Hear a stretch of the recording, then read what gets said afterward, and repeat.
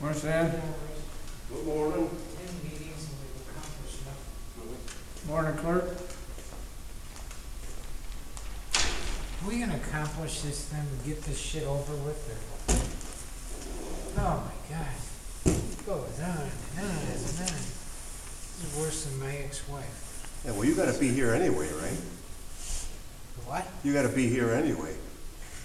Yeah, but I don't have to be here until 12:30 and accomplish nothing and Hey, I got a question for you. what? Why did you run for the school board, District 15? What, did I? Why didn't you? Well, I didn't know that I could do both. So when I was going to, and then when you asked me to run for clerk, I told Steve, or not Steve, Because there's an open seat there. well, I didn't know that. I didn't know I could do both. You could. Well, I didn't know that. Yeah. Unless you change things, because you do the same as I'm doing. Yeah, well, I know, but according to what you want done, it can't be done. So, and I didn't No, know it can't that. be done, but they gotta change the law. And I don't, it's, But I didn't know that at the time. Rooney asked me to run for board, and I was doing that. I was going to do that. And then when you asked me, I told him, I says, well, no, I'm gonna run for clerk. So he goes, okay. So, But he didn't say anything about it. there was 3 seats open in District 15, and only 2 people actually ran. They had a writing candidate. I don't know if the writing candidate probably won it. Well, he had to. If you would have ran, you would have been a school board member like me. So there was an empty seat, nobody ran? Was it wide open, District 15? Wow. Yeah. So you'd have ran, you would have been there. Well, I didn't know that. I would have. Of course, after doing this, I'm not sure if I'd ever want to Morning. go board again.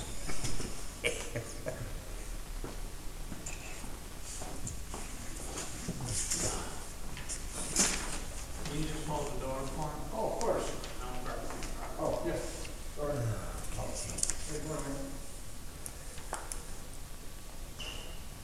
Hey, Dan, can you get Mike's chair? Oh, yeah. Thank you. Make sure everybody sees that.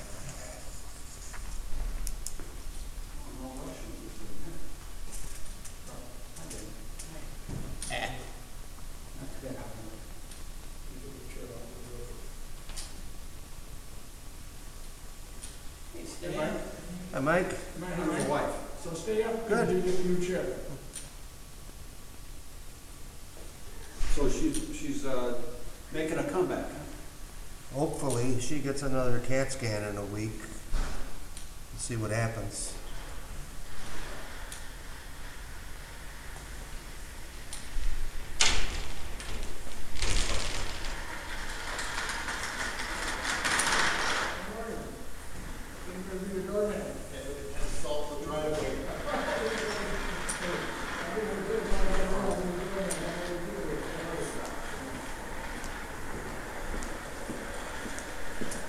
Morning, Sam.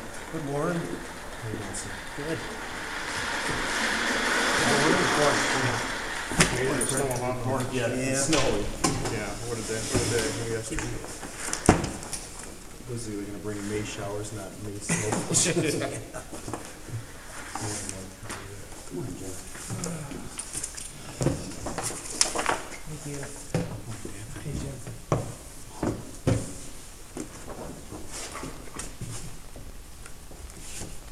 You ready? Yeah, hold on just a little bit. Okay. I got one, come back. Thank you.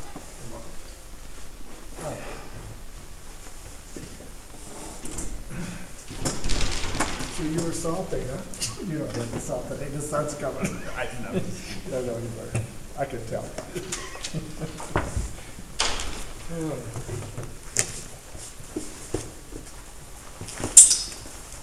Steve, Morning, how are you?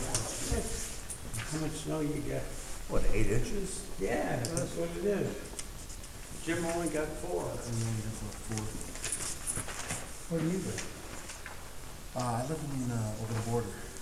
Wisconsin? I do. Oh, you're smart. You're a cheese fan?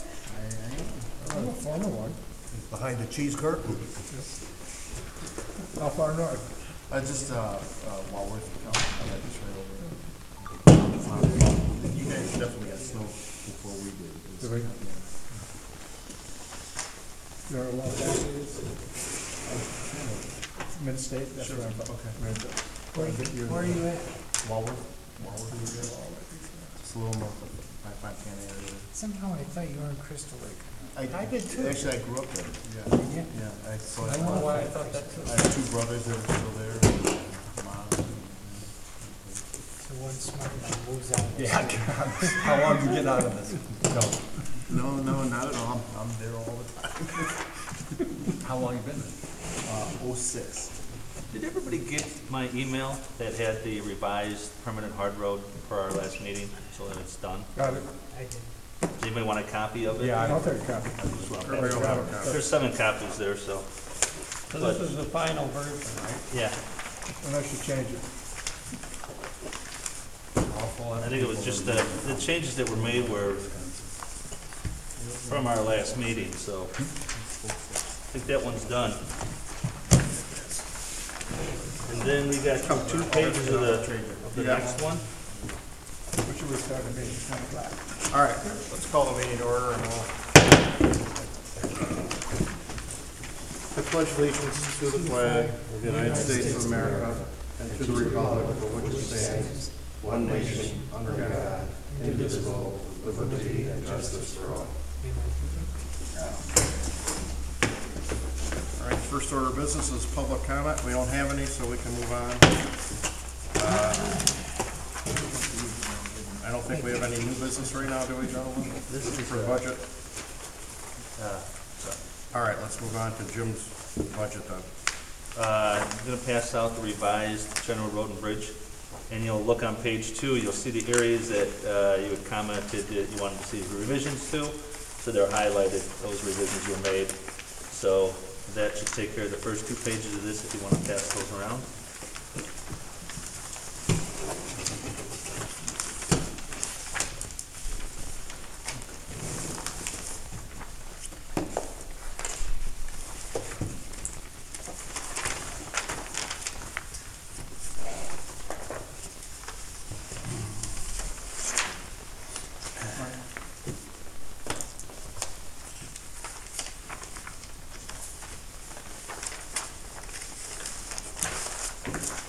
So that first one you passed around, we're pretty much done with that. Yeah, it's just a final copy of it if you want it. If you don't want to keep it, you can dispose of it, but we are, as far as I'm, as far as I understand, we're We done went with through it last year, Yep. Yep. last week. last week, so we're done with that. And then we got through the first 2 pages of the general road and bridge fund. And like I said, on the second page, those are the areas that are highlighted are where we made the changes. Okay?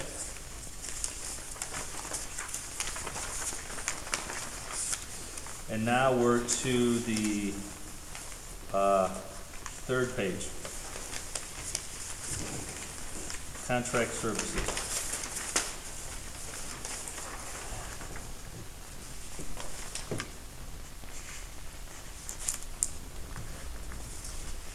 So if we start, I'll go line by line if you want. The wash bay, we have a wash bay where we use recycled water. It cleans the water and we use it to wash our trucks during the winter season mostly. Washing the salt off because that's what kills the trucks is the salt itself. That is a fee for the startup and shutdown of the system in the spring and the fall. Okay? Start up in the fall. Would you explain that a little bit for me? Because I'm Explain what? the recycled water. We have a system that uses recycled water, the water that we use to wash the trucks. Yeah. Goes through the system clarifies it or cleans it up, so we can use it for washing the trucks. So where does that water come from? It's from our well, but it comes in, we use it, so we have two lines into the wash bay. One is a clean water, and the other is a recycled water, okay? So any water that we use in the wash bay goes through the recycled system, so we can continue to use that water until it gets to a point where you can't get it any cleaner, and then we pump it off to a tank and dispose of it up at Richmond's sewer plant. So we're recycling water instead of using clean water all the time. To wash the trucks themselves, we're using the recycled water. And then to rinse them off, we'll use clean water. That make sense? Okay, but where, do you have water stored there? Is that, how does that? It has tanks, it has large tanks in it, that, yeah. And that water comes, It's just recycled from the clean water when we rinse the trucks off, the last rinse, they use clean water. And that supplies the water, the washing water, if you wanna call it that. okay, would there be any advantage to try to reclaim the water that comes off the roofs of your facilities? I don't think that there's a quantity that we would, the storage that you would need for that, you'd spend more money in a tank trying to store it for the quantities that we need. But that's what that is. You haven't seen anything for the last couple of years. You'll see in 2016-17, that was the final payment of it. And then this year, we started a maintenance program because we've had some troubles with startup and shut down. The next one is bridge repairs. We had been putting, On this wash bay, so why wasn't there anything in the last year's budget that used for it? because It's a startup system? it's a system that we were doing our own, and trying to do it ourselves, and then we screwed up both times, both years. So we now are entering into a service contract with them to come and start it up and shut it down. The service contract with who, actually? What is the name of the company? Same people that installed it, and I cannot, well, I can look, well, we don't have any charges to them. What is their name? I don't know, I'll have to get back to All you. right, I don't remember. so whatever it is, it's gonna be a $4,000 contract. It was 39 something, I believe, or 38. And how long does that go into the future? Just 1 year, I mean, it's just a 1 year contract. Are all your contracts 1 year? Yeah, I believe so. I don't have that many contracts. Well, how many in this contract services portion, how many separate contracts are we talking about? I'm not talking about entities, because you have more than one contract with one entity, right? More than one contract. There'll be some outside service or Yes. something that Mhm. will have more than one contract with, right? So how many separate entities do you have contracts with? Besides the wash bay, the only other ones that we would have contracts with are probably the IGAs, long-term contracts. Otherwise, they're just, most of this is just short-term stuff. Building maintenance, for instance, a heater breaks down, you call the HVAC people to come in and do a repair on it. So that's an outside. Mm-hmm. All right, so we got two, the wash bay guy and then the maintenance? The wash, and then we have our IGAs. So they're only, besides this computer system that's sort of joint with the township, the only outside service contracts the road district has. Oh, no, I take that back. We have our IGAs, we have our engineering contracts, for design work, surveying and design, which is what we went over last time. So that means it's an IGA contract, but then you can contract out private entities for work, right? Yes. Well, that's what I'm trying to get at. How many separate entities, private entities, does the road district have contracts with? Currently, we do not have any executed contracts with private. Well, we have one with HR Green, which is the finishing up of Indian Ridge. We are currently working on contracts, finalizing contracts for the non-dedicated roads that we're getting from the county. And that's with HR Green, Vanderstap and Land Surveying, Inc., and Sheffield Engineering. And the board has no responsibility for any of those, right? The board has not reviewed them in the past, no. Well, do we have, Mr. Miltello, can the board look at these things?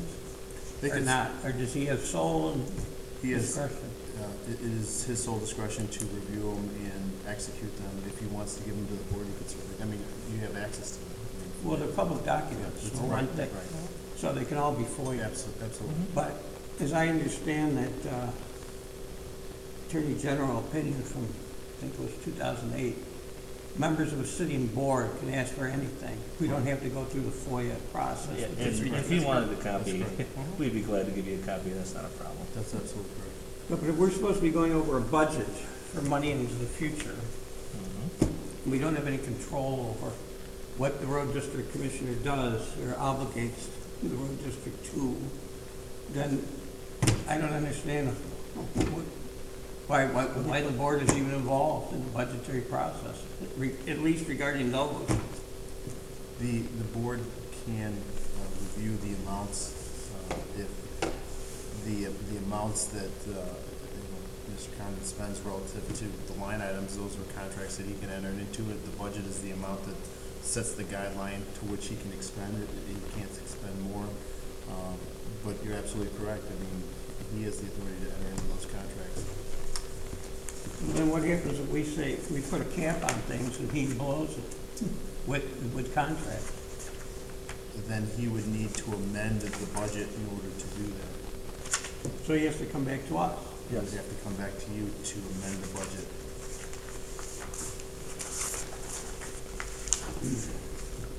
So when you say something got screwed up on this wash bay thing, and now we're giving it back to the entity that installed it, Yes. what does that really mean to us in terms of the cost? Is there was somehow provision for this 4,000 maintenance to be done in 2017, 18, but it wasn't done. We did it with our staff and it wasn't done properly. So I'm trying to figure out why it can't be done properly, to avoid this $4,000 charge. The money that we spent in repairing the system was well above the $4,000 the last couple of years. And where does that show up on the budget? That would be in maintenance service equipment.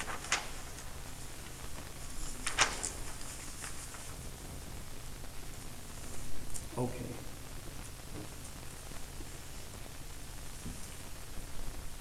So what you're telling us is that it's cheaper for them to maintain it than for your people to be trained and use it, do whatever it was supposed to be done properly. I believe that after the past 2 years' experience, my adjustment that that's we're better off doing that. It's a complex system. And when was it actually installed? 2015, 16. They replaced an older system that didn't work as well. This sounds like something they use in these car washes, right? Yes. So this outfit that does that, they probably do a lot of business with car washes. I don't know exactly. Sounds like it. Mm-hmm. So what happens with the salt water? For the salt water, You know, eventually what we use, eventually we're not able to clean it enough, so we take that overflow or that excess water and put it into a tank. And then we sewer plants and add it to their sewer, dump it into their sewer system. which is another IGA. No, that's just a verbal agreement. And what is the cost for doing They don't charge us anything. that? They don't charge? No. So I prefer to keep it that way. That'd be good. Okay. All right? Wash bay, okay? Look, I'm not putting you on the No, spot. no, that's all right. I'm just trying to get a grip on what these figures actually mean and why they're here. There's no problem at all. Ask as much as you want. Wash bay, then bridge repair. In the past, we've been setting aside $50,000 a year. Our two bridges that we have are in pretty good shape. What I would like to do is to start establishing a, not a committed fund, but with a signed fund, to where we put $10,000 a year into that fund so that at a future date, when it's time to replace those bridges, we have funds for those bridges to repair them. Okay? So, we have the township maintains two bridges now. Yes, two bridges. And is that going to increase with the addition of this new roadway with Indian Ridge and all these? There will be two more structures that are considered bridges that'll be added to our inventory that are, I forget the names of the roads that are in Wonder Lake, the Wonder Lake area. And when will they be added? As soon as the county executes the IGA and completes the documentation to IDOT and transfer those roads to us. Where are those two bridges in Wonderland? Just south of Hancock, I want to say like Spring Drive, I just don't remember off the top of my head. There's a little creek that flows down through there. Down by Wooden Shores. Yeah. Just, no, almost Wooden Shores. And then where's the other bridge that we're maintaining right now? There's the one by Old Mill Inn or Barnard Mill Bridge, Yeah. you know, by Howe there. And the other one is on Bay Road, not Bay Road, it's not Bay Road, it's off of Bay Road. In the Johnsburg. It's not in Johnsburg, it's off of Bay Road, it's west of Coleman Road and the golf course there, or east of there, I should say, and on the north side of the road. And of course, I'm drawing a blank because you're asking me.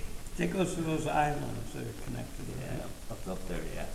What about that one that's on Macomb Lake Road? Is that considered a bridge or just a big culvert there? Because that was quite a big job at one time when I was driving the school bus, because we had. Which one we're at on Macomb Lake Road? Just up between Harrison School and East Wonder Lake Road, that was a big job because it was, Yeah, there's a Mchenry culvert. Township was road It's not commission. considered. Is that considered a culvert or is that a The bridge? county does not consider that a bridge. You know, that's just a big culvert, because they cut that whole road out. Okay. Yeah. So a question I'd have with Jim too, while he's still thinking over there, is if that 10,000 is in there, does that give you flexibility then to move that around at your choice if you want to put it someplace else that we might not as a board want it to go there? Is that fund bills or the 10,000? There's two types of funds. One's a committed fund, one's an assigned fund. The committed fund would mean that it is committed to that. I was proposing to put it into an assigned fund and it just gives more flexibility down the road in case something comes up. So then you could use that money for line item You transfers. can change it and take it, the highway commissioner can take it out of the assigned funds and utilize it in other areas with it. And that would be considered like. So yes, your answer would be yes. That'd be considered a line item transfer. For my end of it, Well, that would actually be something that you would do in the next budget year you would take, because it's almost like your reserves, it's your reserve fund, but it's assigned to something. But I'm kind of confused, because last Thursday we had a meeting with always line Yeah, items yeah. and stuff. So Right. it wouldn't fall into. That would be separate of that. How do I want to say this? That those line item transfers were just in this budget year. Now, this is gonna be an assigned fund that's set aside, it's a reserve, it's $10,000 sitting there. And then it'll be 20,000 and then 30,000, so that 20 years from now or 10 years from now, when we're gonna do something to the bridge and it costs 100 or whatever. But if We've you- got us. But you could still use that money for other purposes. You could possibly pull that out, but since it's an assigned fund, you wouldn't be able to do it like line item transfers. Well, I take that back, you probably could actually take, you could transfer $1,000 out of there, because you can do up to 10% of that Oh, okay. budgeted figure, but not very much. The other 9 will stay there until you did something the following budget year. to me, I think this should be a committed fund, Do that? in my opinion. As long as we're So, putting money into a bridge fund, why shouldn't it be committed? Jim, what was it, 3 years ago that you did a major repair on Howe Road? That was more than 3, I think it was probably 6 now. 6? 5, it's at least 5. What was the cost for doing that? I don't recall. A couple $100,000 or $150,000, something like that. Did you budget in for that? They had it in their reserves to do that. That was done before I was here, but they had it in reserves to be able to do that. Okay, so what is the state of the state as far as you're concerned for these bridges that we have commitments to right now? We have an annual bridge report that the county reviews each of our bridges annually, And right now, our bridges are in good condition. You're welcome to get a copy of that too. So, in essence, what you're saying is if we did make a commitment of $10,000 for 10 years, we probably could cover just about the cost of what it would be to make a Well, repair. the bridge, the Howe Road Bridge, for instance, we just replaced the deck of it. It didn't take care of the supports themselves. So then, had we had to do that, it would have been much more. So this round of repairs did not include that. Next round of repairs probably will include something there, so it could be much more expensive. Okay, then would it be out of the realm of possibility that you actually make a more substantial amount of money into this fund than you are proposing right now to cover that in case it should happen? We're just starting it this year, and I think what I planned on doing was talking with HR Green, they're our consultant for bridges, and just see what they did the engineering the last time, and I'm sure we have over 10 years of life, so I was not planning on doing more. Could we do more? Sure, we can do more, but we're already gonna be over in our budget as it is, so I would recommend that we just leave it at 10,000 and start reserving those funds for the future. So who decides if a fund is a committed fund or an assigned fund from which things can be transferred down the road? It would be, in this case, it would be the highway commissioner, and he obviously is glad to listen to your suggestions, and if you want it to be a committed fund, we make it a committed fund. Okay? Well, how many committed funds are there? We do not have any committed funds right now. And that's for the entire budget, Yes. PHR and GBO. Mm-hmm. Has there ever been one? Not that I'm aware of.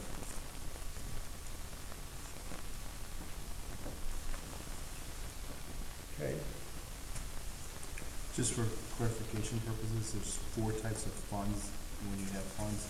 There's a restricted, there's a committed, there's assigned, and unassigned. So what you're suggesting is putting it into assigned for an intended purpose, which may or may not, you could certainly change it. Committed funds it would require some authority to move it. Yeah. The unassigned, which is basically everything else that's spending. So those are the 4 types. So we could put it into the committed fund, and then in order to do anything other than what is committed for, it would require action of this board. Correct? That's what I'm looking for. Well, what's a restricted fund then?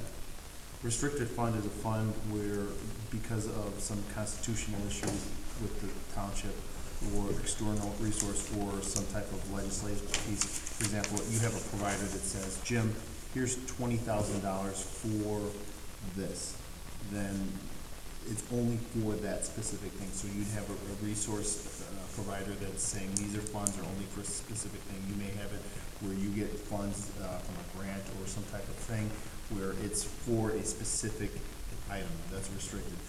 The other piece could be funds that are because of the statutes. For example, sometimes you receive monies from pension, pension stuff. In this case, you don't have that, but it's issues where it's constitutional, specific, or statutory, where it's given for a specific item, and you can't use it for anything else. And whether you want to use it or not, the committed fund is more of something where this board is making the determination, whereas somebody else is making the determination for you, and you're required to do it. The first one, like you said, somebody gives you $20,000. Correct. Is that just somebody from the public is giving Whatever the resource, whatever the resource is, for saying this gift is specifically for this, and not to be used for anything else. Can you give me an example of somebody who's giving a gift like that? Who would do that? Mainly it applies to grants, but I mean, if you wanted to donate $20,000 to the township yourself and say, I only want it used for this, it would be restricted. It's the same way with grant and restriction, the same thing. And sometimes you'll see that on transfers of property, where it's saying this property will be used for governmental purposes, and if it's no longer needed for governmental purposes, it'll revert back. So then it comes back to the developer, and the reason they do that is because they want it used for that specific purpose. So, the roadway commissioner really doesn't set any restricted. This is like the Social Security and the IMF, the funds are restricted by, Correct, so it's not so much the highway commission, when it comes to the term restricted funds, it's not the highway commissioner or this board saying that it's restricted, it's because of some other authority saying it's restricted. It's the highway commissioner and or this board relative to committed, assigned, or unassigned items. And those are the items then get picked up in your audit, and the auditor will then, in your fund balance pieces, break it down by committed, assigned, and unassigned in your actual audit itself, if it's so chosen as a category. and all this applies to the town funds too. This applies to the town funds too, and you actually have funds that have been set aside for different areas in the audit in the past. So is there any unassigned funds in this budget? Everything would be unassigned. So unless it's specifically committed or assigned, in this case, he's saying, I want to put $10,000 towards this as an assigned, everything else would be unassigned. So a line item does not make it assigned. No. Line item makes it unassigned. It's just considered an item for the purposes of the budget. But I don't want any confusing terms. If it's a line item, he can't spend that line item somewhere else. We're talking two different things. That is true. Yeah. That's true. Yeah, those committed funds and assigned funds, those are your reserves. If you take sections of your reserves, you can assign them to those areas, and then they're not necessarily considered against your reserve. It's a general accounting practice, a GASB 54. So when will we have the final figures for this last year's budget? You'll have the final figures next week. And so will the road. So the road. Which will also have the reserves, Correct. because it's not really in the budget. Correct. Okay, so we'll have a picture of what is actually in reserve as of the beginning of this fiscal year. Correct. Okay. Jim, this $50,000,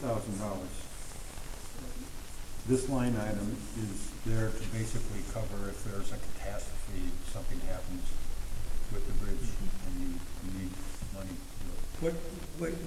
What $50,000 are you talking about? For the Previous bridge- years. Bridge repair. Last year's budget, for Remember, he's only instance. got 10,000. Bridge, Yeah, we're talking 50,000. 10,000 now. Oh, okay. Yeah. He only used 11,000 of it, it's done now. It's not even 11,000, we didn't use anything for our bridges. Oh, I'm sorry, I'm in the That's the wrong line. next line item. So I use nothing, so it just goes back in, it doesn't get So spent. for Can't sure, spend it now. So when, at the end of the budget year, whatever's left over and hasn't been spent can be put into this fund that we're talking about. No. Didn't- What, if it wasn't spent, it's just, unassigned funds that just go back into our reserve. Okay, so you can't put them in, you can't assign them. Well, I could assign it, I can commit out of my reserve right now, our reserve, we can commit out of our reserve to a bridge fund right now if we wanted to. I'm just saying, we don't have one. I think we should start accumulating some funds for future maintenance, major maintenance of those bridges. And I think $10,000 is a good figure on an annual basis to accumulate funds for the repair of those bridges down the road.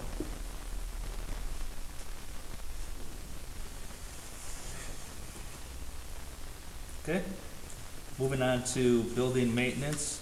Can I just, one more item on that, just to go back? I'm just looking at the 2018 budget, just not to mislead at all, and the way the auditor treated the road and bridge amount as an assign, so they took the total budget and they said, this is an assigned road and bridge. So from a fund balance standpoint, they treated it as an assigned road and bridge fund. So Okay. everything as you have Oh, here is assigned. is assigned. Okay. So this kind of Oh, goes back to your point, yeah, so from the auditor standpoint, they said, the highway commissioner assigned this budget And they gave that full value to the Road and Bridge Fund as an assignment, just so for clarification. So then when we get the audit, this should come up and show that that is a committed fund then. Is that what you're saying? It won't this year. No, it will this, next year. next following year it would. Exactly, I'm talking about, yeah, right, but Right. eventually that will show up Yes, as a it would. committed fund. It would, and it would have to stay there. Correct. So that would be a different category then, since we don't have a committed fund. At this point in time, there is no committed funds in the Road and Bridge, so yes, there would be a different category added. But it's a category that's always there for accounting. It always exists. There's Gatsby 54. And it's only there for GRB. No, it's there for everybody. It's there for, these categories are there for your fund, general fund, the Road and Bridge Fund, the Permanent Hard Road Fund, and the General Assistance Fund. So you have your four various taxing levies, these funds, and then within each of those funds, you have those amounts categorized between restricted, committed, assigned, and unassigned. And so in this particular case, the auditor treated his budget for the Road and Bridge Fund as an assigned Road and Bridge Fund amount. So if he takes this $10,000, it will set it aside as a committed amount. Right.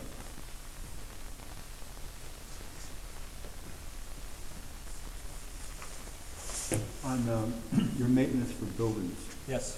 do you have somebody assessing the property for potential repair dates? You mean long-term planning, Yeah. to where our HVAC units or whatever units are gonna be burned out in about 20 years? And do we start assigning funds for that? Yeah. We do not. I've talked about that many times, when I was a trustee, and it never transpired, and I've been taking care of some other things, so I have not started that program. I think we do in the township, but I know we get about 12 to 15 years out of a unit nowadays. And so we're planning ahead, so. But I don't think we keep track of, for this building we do, but if he has units in his other buildings, we don't, so. Maybe it's time. That wouldn't be a bad idea. I agree, Well, you're right. There's only so many hours in a day. That's the problem. I understand that. So, Did you have some work up in the past that we could use? somewhat. When you were a trustee and said you wanted that, was there any work up that we could just draw from now? I don't know that they ever did anything with We, it. as I said, we have in the township, we're getting about 12 to 15 years. We have history on how long a unit lasts us, and they last about 12 to 15 years. So, and we know how old our units currently are. Most of them in the township have been replaced. They're just, actually, the ones in this hall are our oldest units now. There's two of them outside this window. And we know how old they are. I don't know off the top of my head. So they'll be the next ones that need to be replaced at some point in time. Now, do you replace on a schedule or when they are needed? No, we don't replace until you know, they go out, and then the repairs are obviously gonna be more than it's worth getting in a unit, you know. Or like an old car, you start to get repairs every month, forget it, let's get a new unit, you know. That's never gonna be a decision on them now, That's a decision, Yeah, yeah. that's a- But we try to make them last as long as we can is the answer to the question, just like you would a car. But then once it becomes too much ongoing maintenance, you know, it's had its useful life, no one's gonna do it. So when somebody comes out and does a repair, there's a question and answer thing Oh, going yeah. on between the two of you. Certainly. They'll come and do a diagnostic on it and tell us what they think it needs. We say yes or no. I mean, they just don't do it, you know what I'm saying? And then they give us an evaluation on what kind of shape the unit's in every time and they do come once a year to check all our units, you know, do annual maintenance.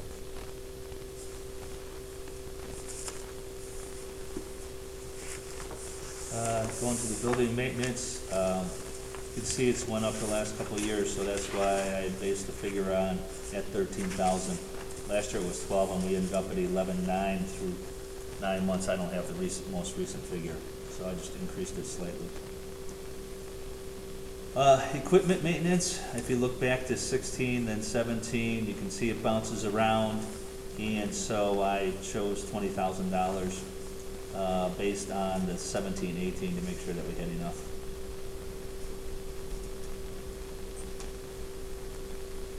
Now, you're talking about your trucks, chippers and tractors. And Anything that we wouldn't be able to repair ourselves, yes.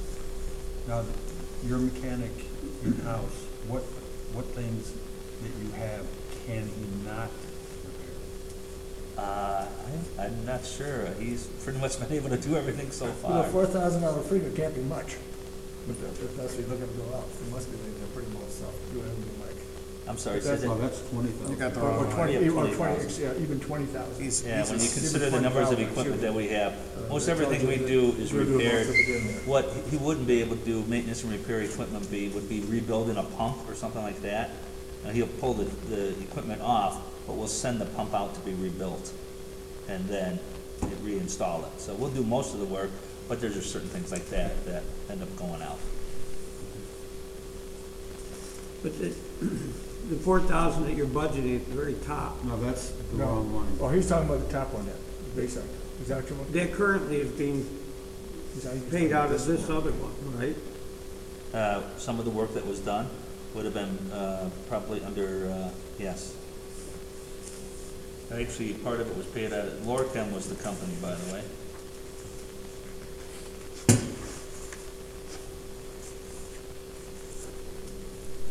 So,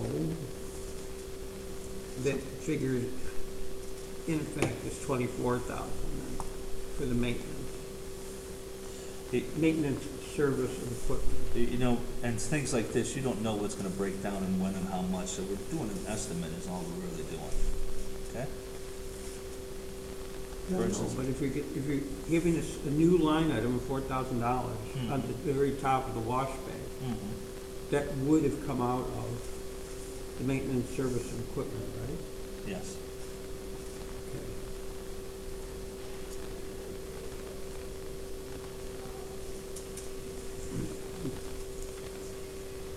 So would it, Are you saying you'd like that even lower yet? Is that what you're thinking?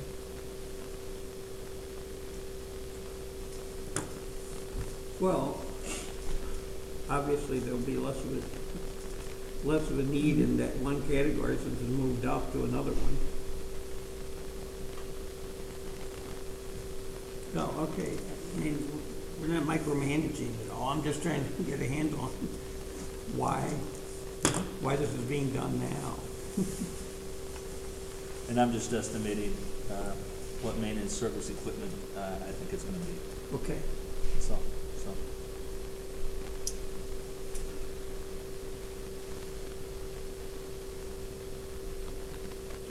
So now you're on maintenance service of the road? Yes. What does that actually mean? It's things that we wouldn't be able to do ourselves, or we would contract out. The main thing would probably be a large size culvert or something. It's deeper. We don't work beyond like 3-4 feet deep, just because then you have to do bracing and things like that. And most of our work isn't that deep or that large, but when we go to replace a culvert that's a larger size, we'll contract it out a lot of times.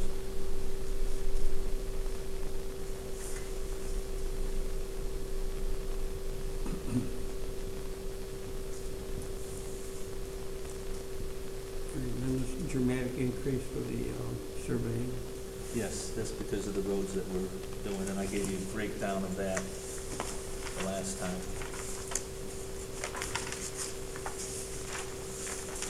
Is that part of Indian Ridge or is that already been paid for? I'm sorry? The Indian Ridge, does that reflect off of that 357,000? Indian Ridge, the finalization of Indian Ridge is $30,000. And that's included in that 350? 357, yes. It's $305,000 for the non-dedicated roads that were the 7.7 miles that we're getting from the county. There's 10,000 in miscellaneous engineering that we do, things like our MS1 permit, which is our stormwater permit that HR Green does for us, falls under that category. $30,000 for Indian Ridge, $12,000 for North Boulevard. That's the one where we have the grant, if you recall, and that's how we get to the 357. Okay. Moving on down to tree trimming. Well, so if it's a grant that's coming in, that's accounted for elsewhere in the budget. As far as income, if you look on the income sheet, the very first sheet,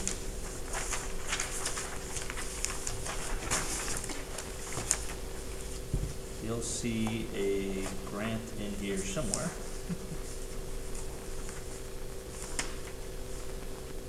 CDBG grant, engineering, $12,000. You see, we'd have no way of knowing that without you telling us, okay? So it's hard to figure out.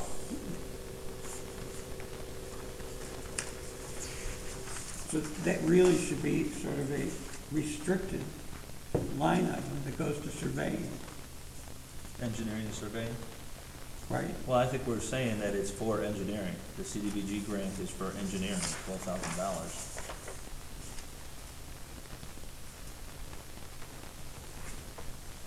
Any other income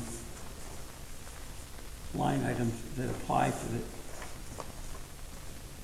Apply to, the engineering and surveying? No, just the CDBG grant currently, but that's only $12,000. right? The rest of it is coming out of our funds. Because the county's not paying for engineering and surveying, they're paying for construction.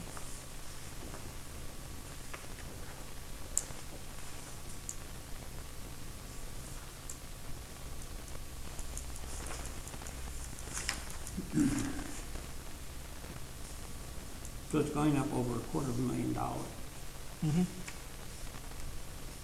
So that's real money. It is, absolutely. These are the figures that you were talking about, that when the county assigns these roads to you, that they don't pay all the costs that you have to pick up. That's what this Right. is. Mm-hmm. That's the gift they're getting. Totally. Not just from the county, but from understand. here, yeah. I get it. That's why they're sitting out there in the audience, railing at us. So there's no All of them. contribution of any of those homeowners. Everyone. Well, don't they have wasn't there a fund that they were paying out themselves? What, did they just rebate it all back to themselves?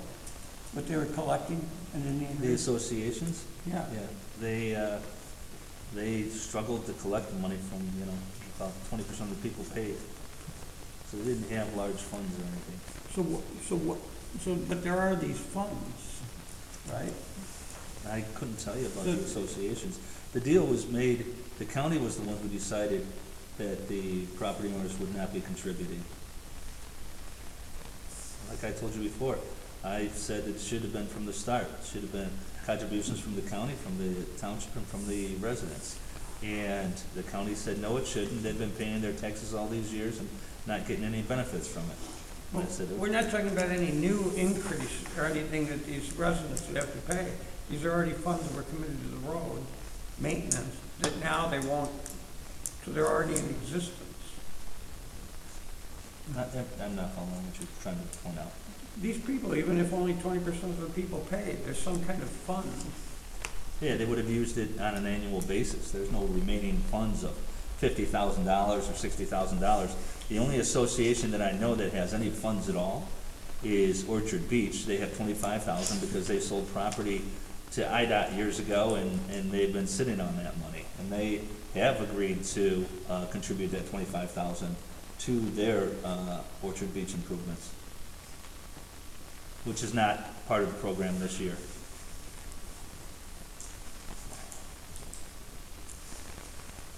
I used to live in Wonderview subdivision, and in order for our roads to be taken over, we had to bring them up to township and our county, Sure. and which required them to, our association to levy, or not levy, but get a contribution from each lot owner in order to bring these roads Right. up, and then we had to do the work to do it. Right. Why is that not possible to do now? I'm gonna have to defend Jim on this, because I was at some of those meetings. That was not from the. That was not from- Jim or near the that was- trustees. That was off from the county level. That was the county, but your roads were revenue sharing dollars, which don't exist anymore. But but this whole thing came about from the county getting involved in that. Yeah, this- Okay, well, I think that, And why oversee why it. don't the township road commissioners all get together and go to the county and say, look, you're not giving us enough money, you're making us come up with money out of our pockets in order to do this. And if you don't come up with more money, we just won't accept the work. I think we walk a fine line there. You're damned if you do and you're damned if you don't. So what I tried to do was find the middle ground. We've already received $5 million from the county for Indian Ridge. We're receiving another $3 million for these, $3 million something, I believe it is, for these other roads. So I think it's a good compromise that solves the problem, and everybody has skin in the game, except for, as you point out, the residents who benefit from it. The downside to that is they've been paying taxes just like everybody else for years and have not benefited as much from the road district as others have. So I find it to be a good compromise to move the problem forward and solve it and be done with it. So And it should be subdivision roads This, anyway. Mike, this is one of the problems I got with this whole setup, the way it is, okay? And that is that's the power of the road commission. The road commission made all those decisions, now the board. And those decisions are made, okay? Hopefully in the future, if something else comes up, they might have a say in that. But that's what happened there, is that the road commission has the power to do that. And they didn't have a board that pushed it to say, I want a voice in it. They just went along with it. Well, allow me to Otherwise, argue it the would change case it, but for you got a good those point. people in the township who have township roads but aren't covered by the township. Now, take it one step further. Allow me to argue for the people that are in the municipalities that pay the municipal tax and the county tax and beyond, you know. So, the municipal tax and Well, the township tax. The difference here is that those people that are in township, who are paying the township taxes, that don't have the roads taken over by the township, are paying. And when we bring the roads up to county standards for one subdivision, they're still paying for that.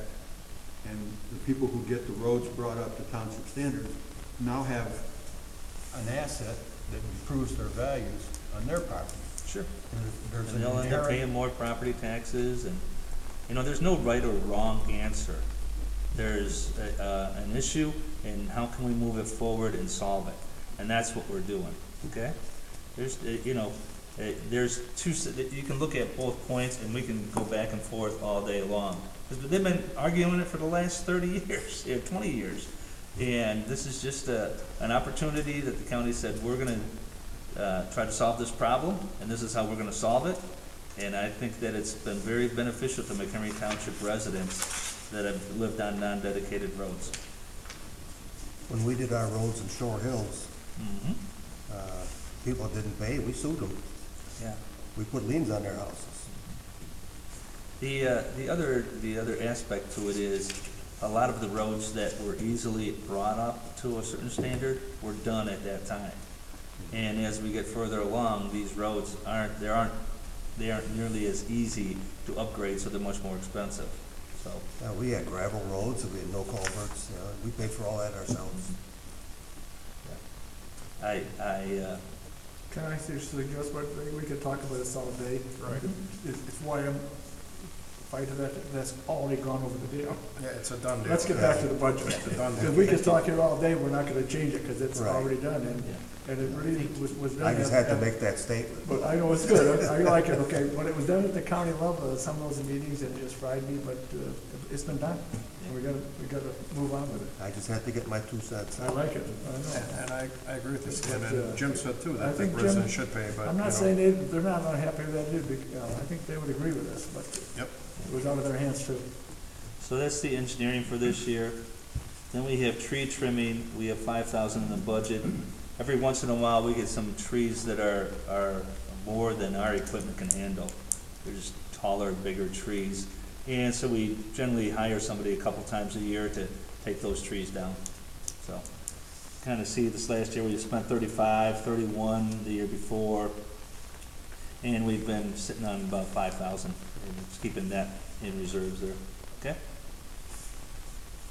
Street light, that is just the ComEd bill for street lighting. I have it at 53. This last year, well, it wasn't, we didn't have it all the way through the end of the year. Is that street lighting just for this complex? No, for all of our roads, all of our intersections, they Oh, have. we pay for that, I Yes. wasn't aware of that. Well, yeah, but that's another situation. Municipal taxpayers pay for this, and the ones that line up here railing against us are ones getting advantage of that, but that's another freebie that they get if you're in unincorporated township road. You're getting lighting paid for by everybody in the township. Wait a minute, it's not just Mm-hmm. all township roads, I'm sorry. I know, Is that what we're what saying? I'm saying is municipal taxpayers are not getting any benefit of that Oh. $53,000 in I lighting. and Well, all they- that. They go out and visit. I once understand. They a- are, that's they are not getting a necessarily benefit true. of that. They are getting a benefit of it on our mainline roads. Yeah, well, I know. So that's what you, Well, I know, yeah. Yeah. right, right. but the great mainly- percentage, But mainly it is. and, Yeah. seriously, we should sit down and have a conversation about that. I've told you that several times, and I'll tell you rough figures of how it breaks out and what the possible solution is. So, don't hesitate if you're interested in having that discussion to come and see me. Okay, And do you also replace light bulbs? No, it's all, ComEd does all of that. Okay. That's a service provided by ComEd. Okay? Utilities, that's just our, other electric and gas bills are our utilities there. Okay? For all the township facilities here. No, for No, just the road just district. the road facilities. no, not the town. Well, I mean, the part of this building that is assigned to the road district. These utilities apply to our facilities, not in here, Right. but the other building, Right. and then the cold storage building over here that we Right, have. so that's what we're talking about with this. Yes. So, right. Okay. Rentals, we've had rentals in the past, sometimes we have equipment and that we need equipment that we don't have. And so that's the purpose of that. You can see last year it was 800, the year before, or 805 for 11 months, and then 2016-17 was $2,000, then it was $648. Last year is 805. Just putting a 2,000 number in there because it's an unexpected or not unexpected. It's not able to define it well. Okay. The next line item is gone after this year, NDR subcontractors, because they're not going to be NDR roads, they're going to be our roads now. Those were contracts that we had with private entities to mainly plow the roads for the non-dedicated roads that were county that now will become an ours. So next year there will not be that.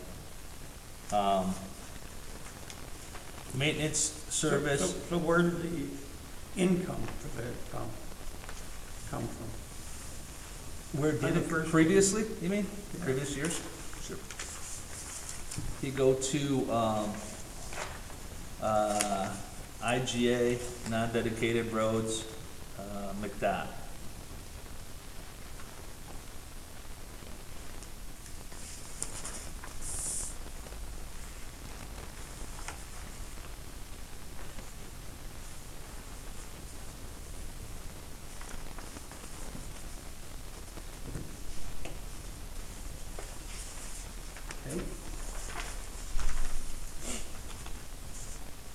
Then you have, I did highlight it in the bottom here, there's maintenance services, non-dedicated roads.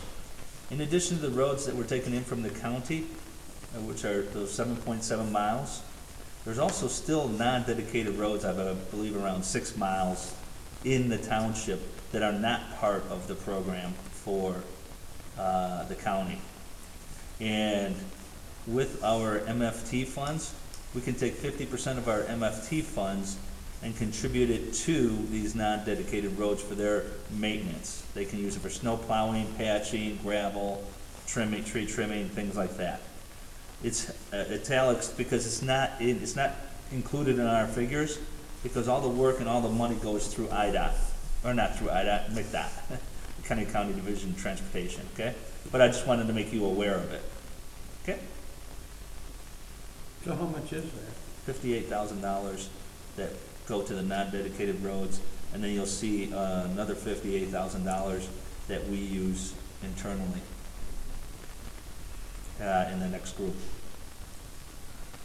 So what was the figure for the last year? Almost identical. It went up very slightly this past year, if I recall correctly. It's within 1 or 2%. And I just didn't show it last year, because again, it's not money that we see. It's bills that come in, we sign off on the bills, they go to the county, and the county pays the bill. Okay? But it's improvements, funds that we have available.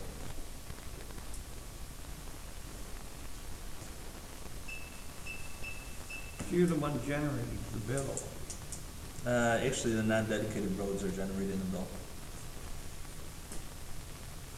And we're signing off on it, saying And they're that we paying agree. motor fuel tax money, so. Yeah. So that's not a problem. I'll go back to them. Come back.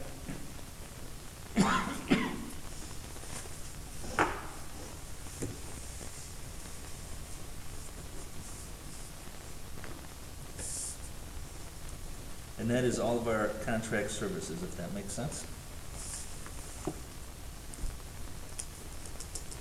Anybody want to make any changes to any of that, or we're okay with those figures? As long as you were, under the agreement that the bridge Yeah. repairs would be committed, is it? Yeah, sure. That's sure. it. It's no problem at all. Make sure it's right. No problem. Okay? So that completes that section. All right? Now we'll go down to the commodities.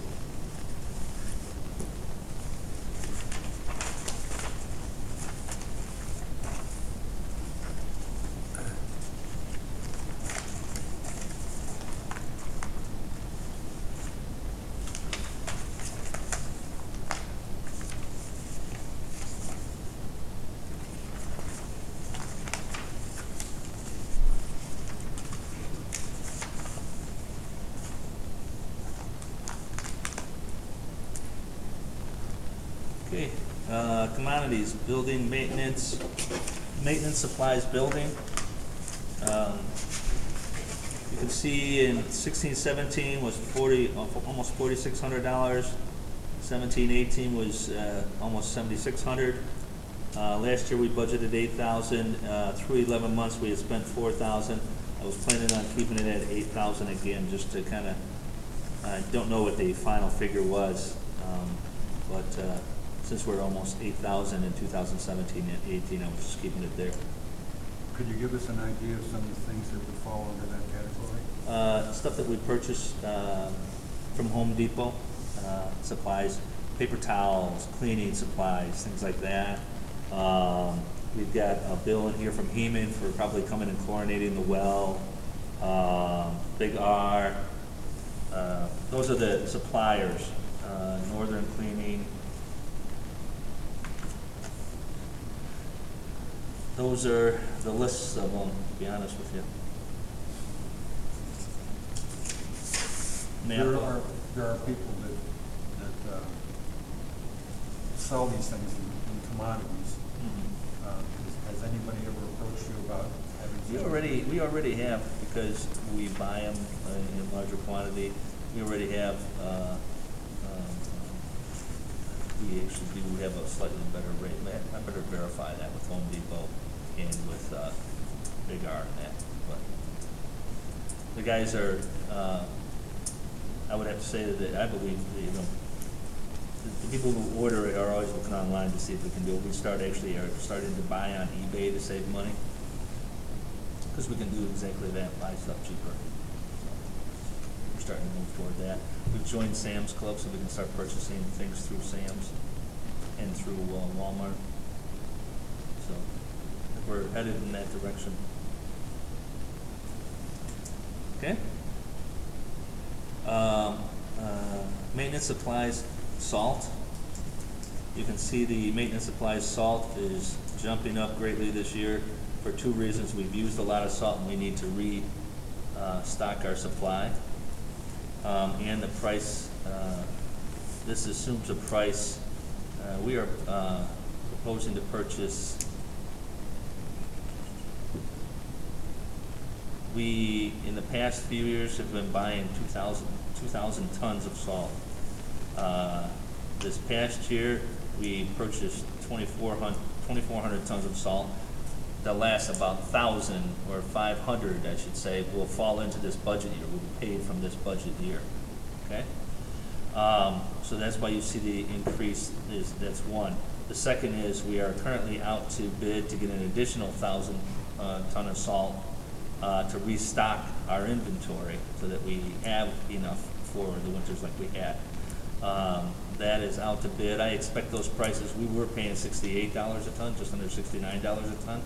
I expect the price to be as high as $100 a ton for this supply of salt to get us back to where we should be with our balance of salt for the year.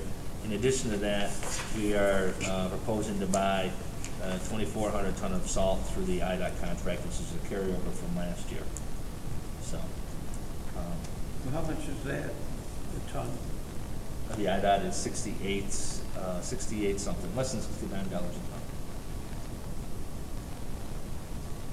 And I suspect the prices when the IDOT goes out this year, because with IDOT you can carry, you can extend your contract a second year if you want to stay with that. Based on the limited supply of salt, I'll bet you 10 to 1 that the prices will go up.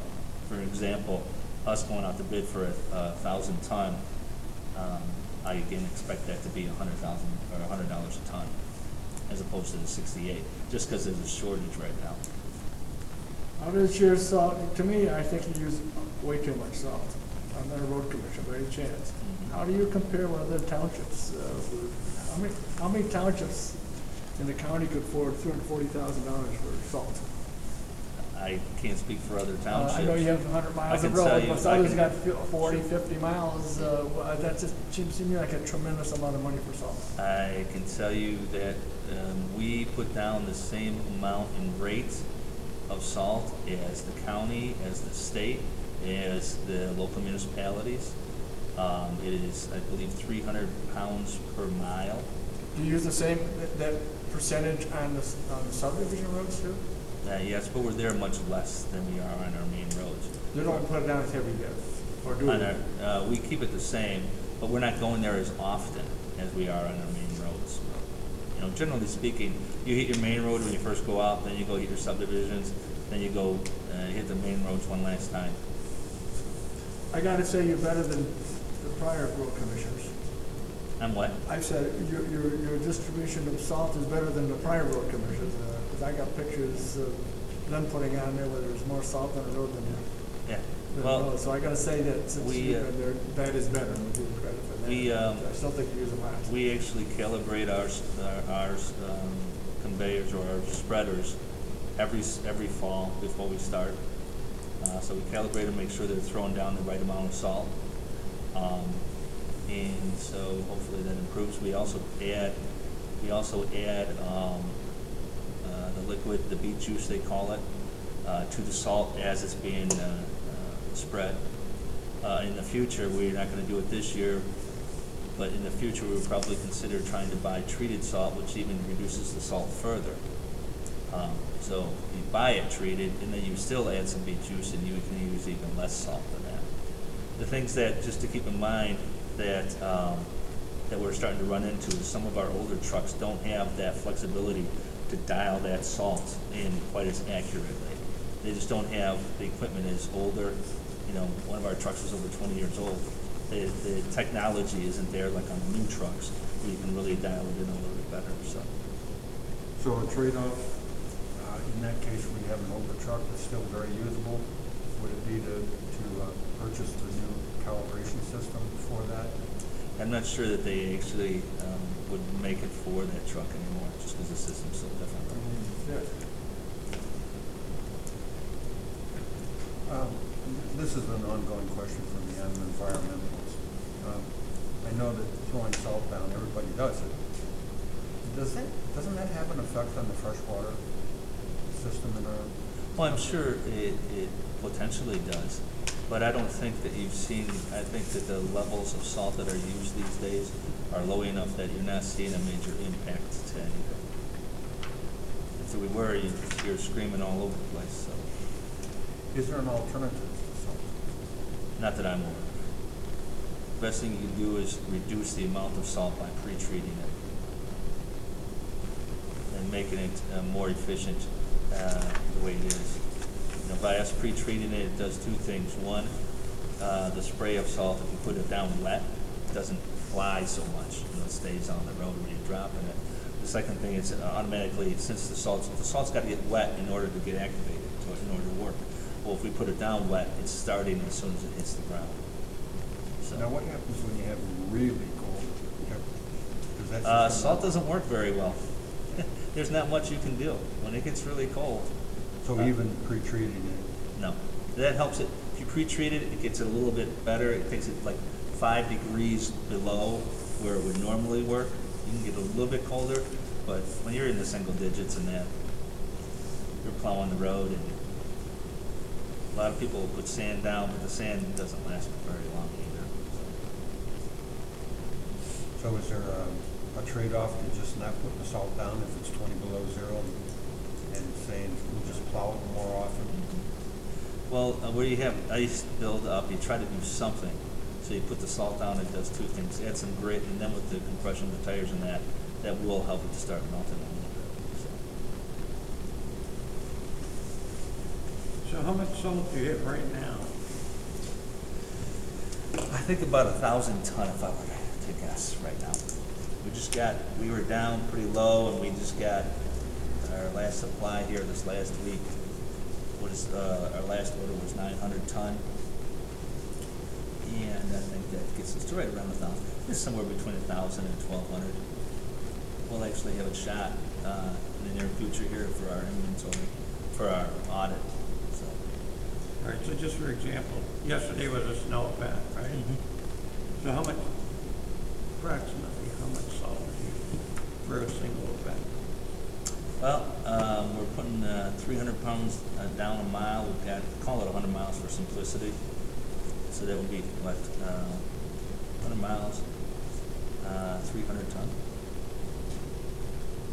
Is that something like, no, I didn't do the math, I don't know. Let me check it out. Let me see, 300 clear. So we've got 100 and, just say 100, we'll just stick with 100 miles if we get more, but we'll just say at times 300 equals divided by 2,000, about 15 ton. So it might, somewhere probably around 20 ton. And what's the capacity, the total capacity this township can store? About 3,500 tons. 3,500? 3,500 tons. That's You can cook for a long time. So,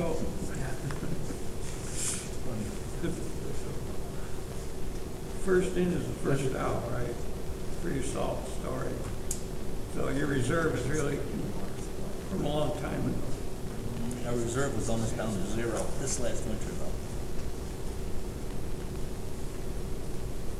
Well, how many tons you go through in average winter?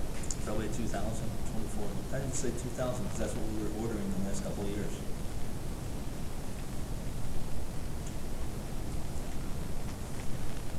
Before I came, I think we were ordering as much as 4,000. First year, I think I went down to 3,000 and then down to 2,000. I have noticed a difference.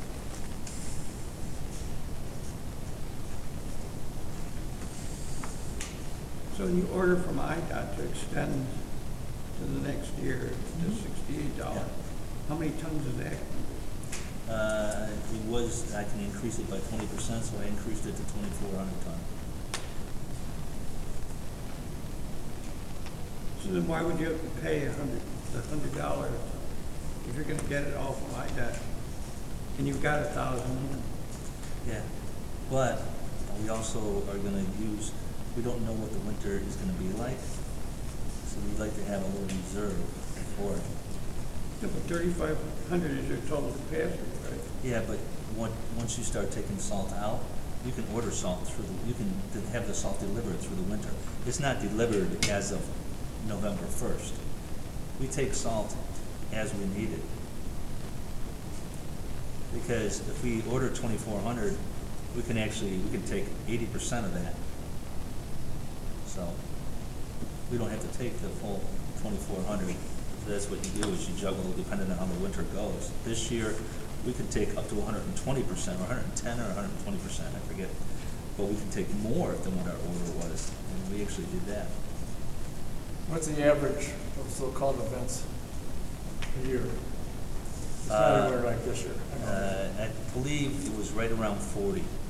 40? Because they came up 40, I think we had 42 last year, and then we're almost 50 this year. Somewhere between 30, actually, we talked about that the other day at the annual meeting. It was 35 or 36 annually. But what is on an average. event? An event? Yeah, is an event when you get called out by the county, got a curve that's slippery, or a hill that's slippery? Or is it? Anytime that we're called out. Or is it an event doing all the roads? Anytime that we were called out is an event. Okay, Yeah. so you're not actually plowing all the roads? This past many winter, most of it was that. It was not a winter where we had these little bit, go hit this patch, this patch here, hit that patch there. It was a snow event. Anytime that we get basically something like a half an inch where the roads are gonna become slippery. Trying to take care of them.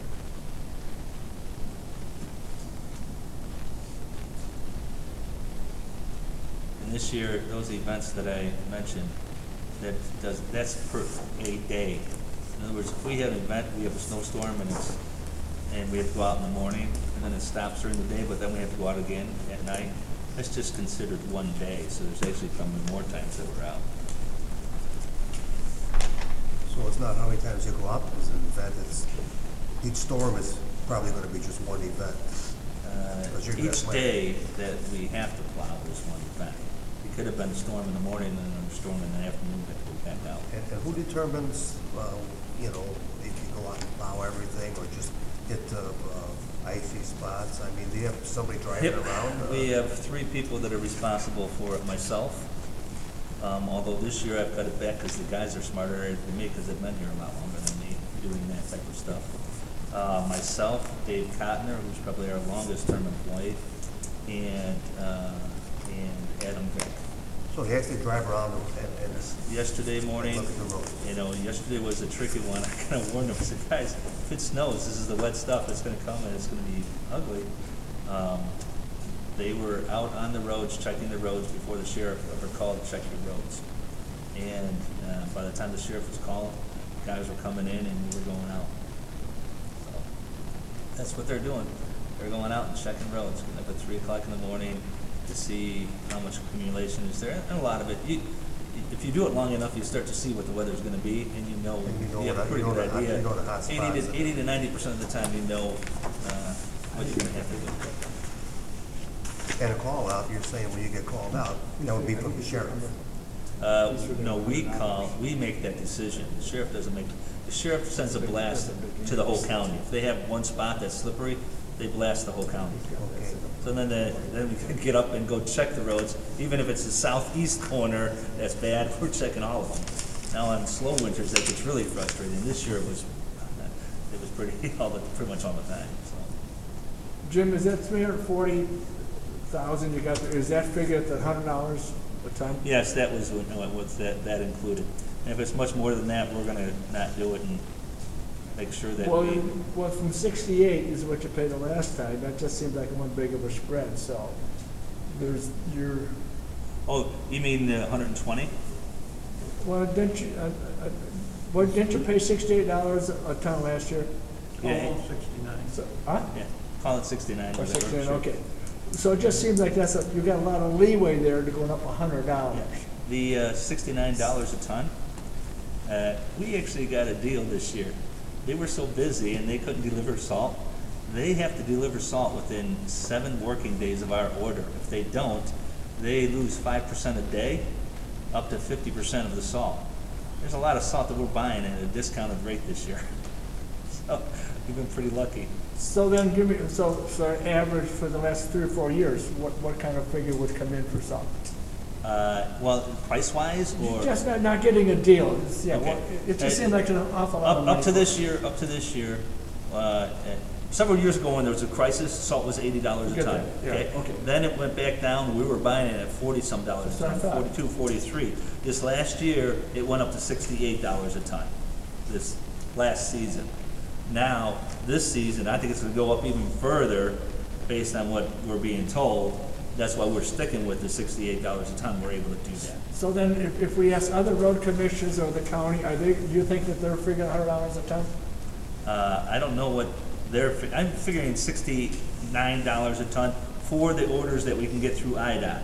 And then I'm going out to bid for an extra 1,000 ton. And if the price is too high, we're not taking it. We have the ability not to. So then what happens to the extra money that's left in there? It would just stay in the reserve fund.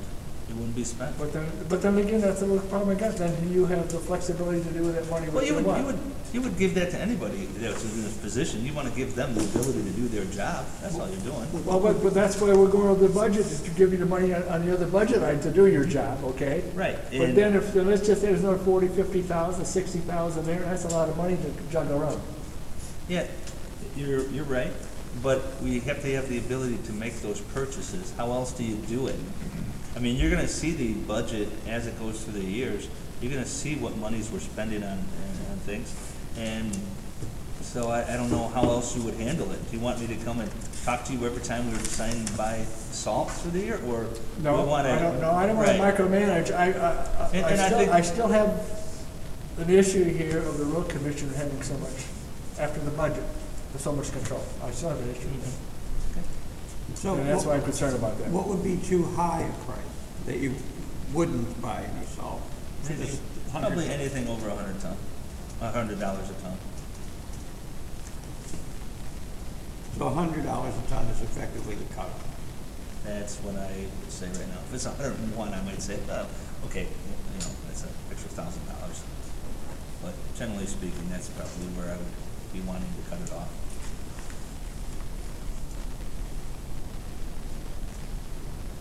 Are you under any stricture about where you have to get the salt from? It's delivered here. We get it from whoever IDOT chooses, whoever wins IDOT's contract. But that's the IDOT contract. Yes. The other salt, you can get it from anywhere. No, it's whoever bids on it. It's actually a joint bid with McDOT, us, and several municipalities that put it together. They're going out for additional salt. And those contracts are only one now and before the winter or what? This contract is just going out to bid right now. It is out to bid right now for the 1,000 reserve. The previous ones are the salt contract with IDOT. You have to have that in, I believe it's right around April 1st. You have to tell IDOT how much you're taking at that time. And Well, you've we done have- that. Yeah. Will we have the results of that before we finalize this, of what this contract's coming in? I don't believe so. I don't know for sure. Well, we'll have the IDOT settled. Well, the IDOT's done. I mean, Yes. that's it. Well, There's no, yeah, I just- we're just carrying the over the $100 contract one. from last year at $69 a ton. All right, so this McDOT program you're in, it's $120 a ton, or 108, you say no. Can you try and make up the 1,000 tons Somewhere else? somewhere else? Yeah, but I don't believe, just because of the quantity of it, there's economies of scale. Being a part of that overall bid, just like being a part of the IDOT bid, you're not gonna get salt cheaper by going out on your own. That's brought in by a semi-truck, Yeah. and how much salt can you fit on that semi-truck? About 25 ton.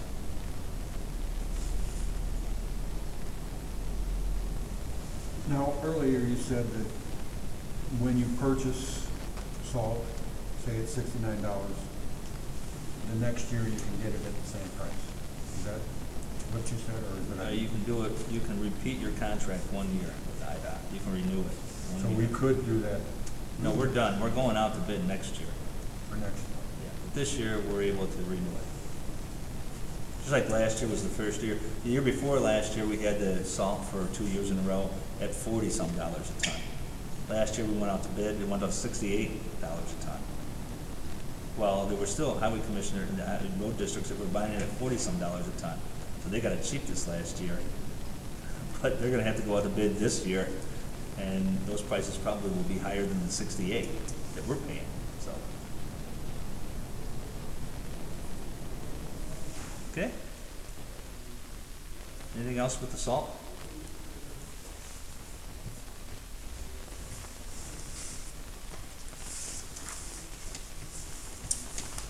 Have you ever had to make emergency purchases of salt? No. You say you're caught short, you could get it from municipality and then pay them back with salt? You can possibly do something like that, or the county, or other highway road districts. Yeah. Yes, you could. You think about cutting it, Steve? Well, from what you say, you extended it to 20%, right? From the prior year to the maximum could be at 68, right? And that's already a done deal. So that's already, how many thousands of tons of salt will IDOT give us at $68? Nearly $69 a ton. 24 ton. 2,400 ton, And you have 1,000 already here. yes. So why do you need to buy any more if you can't even store it? This Because- is for the future, as you get down in the winter? It's just a safety net in case we have a bad winter like we had this last year. So how many tons of salt was used this year? I would have to go back, I had it in the meeting, the reports that you get every month, I just don't remember what it was. Well, just approximately. I would probably say about well, we had the dome full, and we emptied it 3,500, and then we got more, and we've used it, so I would guess probably 4,000 ton this year. It's a guess. But the dome was full, and we drained it, And the dome is the 3,500. yeah.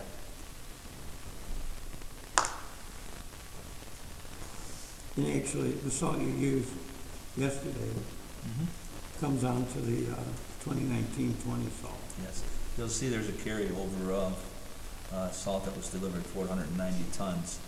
That was from last year's order that will actually be paid this year because they delivered it so late. But there was a big discount on that, Yes, right? yeah.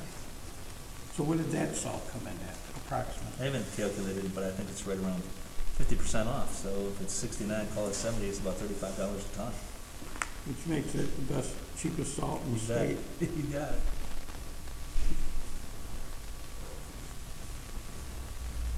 But that doesn't happen. This is the first year that I've seen that actually happen because there was such a demand for salt. We've always gotten it on time previously.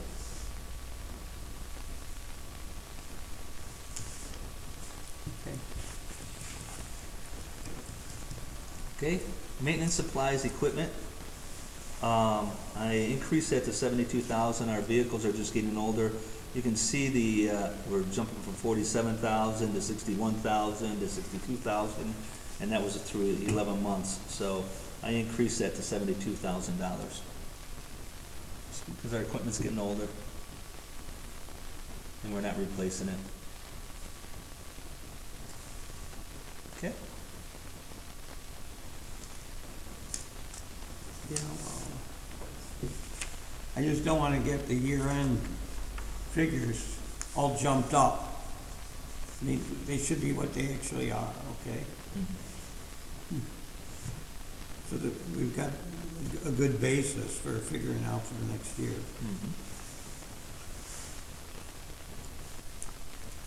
Okay. So we're relying on you for honest amounts. There's nothing that'll rely on for me. This is stuff that comes from, It comes from my office. Craig's and office. I guarantee you they will be correct figures. Auditors will be here to check them, so. Okay? the next line item is maintenance supplies road. You see it was 150, then 237, and last year we budgeted 38, and it was down to 28, and I budgeted at 85, and I'll be darned, I can't remember what I shot up to 85, all these numbers. What does that include, the supplies for the road, what exactly? Let me look real quick, hold on.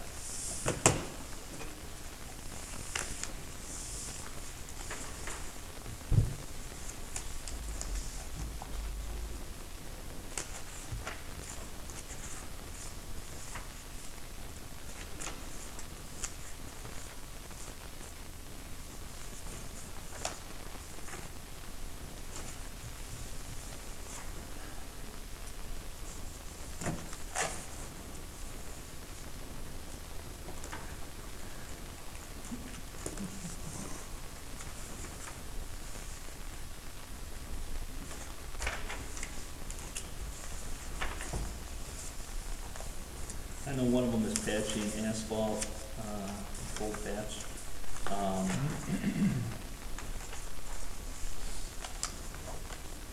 Topsoil, asphalt for when we're patching roads, when we replace culverts. Topsoil, blanket seeding, for our ditching that we do. And any, storm sewer, we're doing a lot of under drain stuff to try to get some of these ditches dried out that people have and that they can't maintain their ditches. So it's all those types of things. So that's the actual steel for the culvert too? That is, yeah, actually, that would be the actual steel for the culverts also.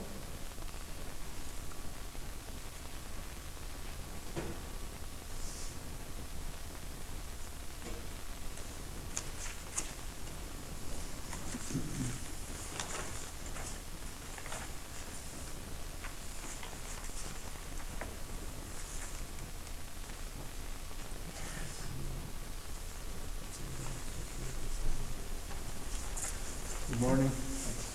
Debbie? Good morning. Good morning.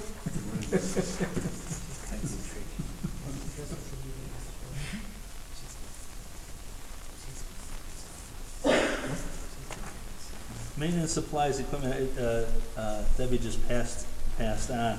I'll just rattle off, where we're at with, some of these figures, for commodities.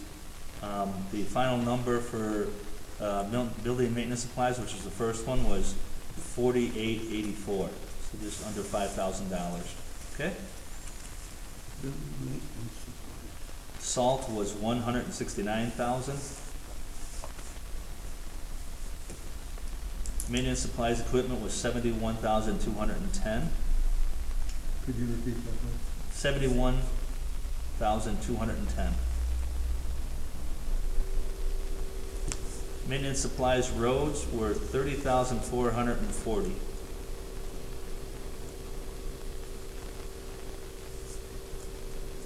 Operating supplies were $50,372.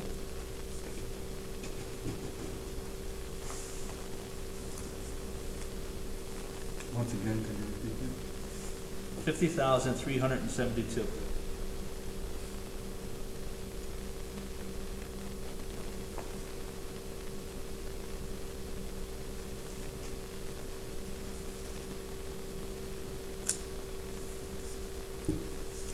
Fuel oil was $91,395, so that one stayed the same.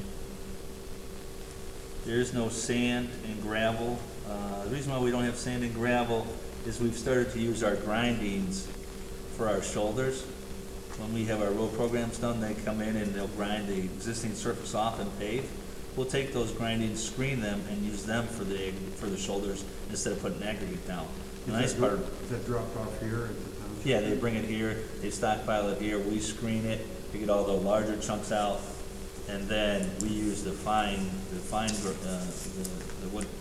stuff that's been screened, we use that for our shoulders. The nice part about that is, if you put it down, especially in the middle, the first half of the summer, the middle of summer, if you get that down in that time frame, that stuff will warm up and actually start to lock up together. It's not like gravel that ends up in driveways. And so it'll be a lot better long-term solution than gravel on shoulders. What happens to the pieces of asphalt that are bigger? We actually dispose of them. What is it? NRB, down the street here, that residential development that's been on hold in Wonder Lake for years. They take it, so we just haul our scraps to them. Wouldn't it pay to break it up again, the big pieces? You'd have to have a grinder or something to do that, so. And it's not a large quantity. It might be 5 or 10% of the whole quantity. And we get plenty of grindings from the stockpile that we get.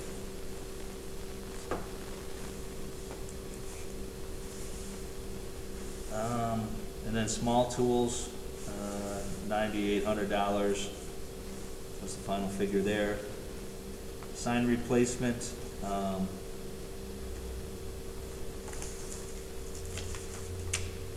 was $13,486.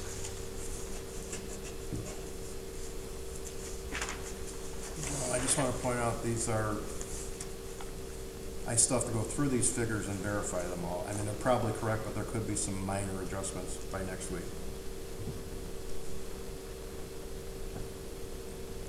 Well, these are, most of them are far more than the average monthly expenditure for them, okay? What was that? I didn't understand. Well, take for example, operating supplies. Yes. That $14,000 jump in the last month Oh, you mean? is quite yeah. a jump compared to the Sure. expenditure for Yeah. the preceding 11 months. So I'm wondering why the same thing goes to the one above it. The snow salt figure. So these are unexpectedly high last month expenditures. I'm just asking, what, is there a reason for that? I'd have to go back and look, I don't recall off the top of my head. Especially the snow salt one. The what? The snow salt one. Oh, sure. Well, that's because that's when you get it, is at the, toward the, that's when we were buying it was. The that last we- month, in March. So that's where we got, actually, we got it delivered in, probably, January, February, by the time the bill got to us. And then we, went through the adjustments, that's when it got submitted to the bills, for payment, that's all. But that's the bill at the $35 something a ton, right? Well, yeah, but it's only a portion of the bill, that's not all of the bill.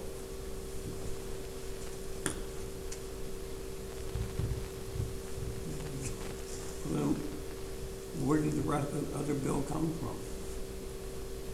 If it's a portion of the bill, what's the other bill? Because they can deliver, so it's a complex formula.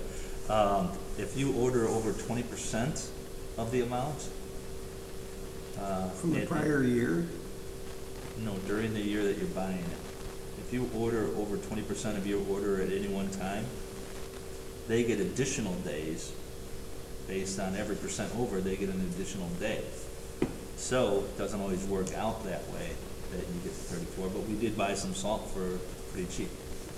Didn't work on every single load, because they didn't deliver it all in one day. Sometimes they'll deliver us, we had 500-ton order, then we had a 900-ton order. And that 900-ton, we had a 500-ton order and put another 500-ton order in the next day. Well, that combination, that's 1,000, that's over the 20% of our 2,000 order. So the 20% has to be delivered in 7 days. Everything over the 20%, they get extra days based on every percentage over. So it's a kind of a convoluted way of doing things, but that's what the contract is. So, and I think that the salt that we're just having delivered now is this last 490 ton. I think that one actually did get to the 50% level. If not, it's 55 within a day. So.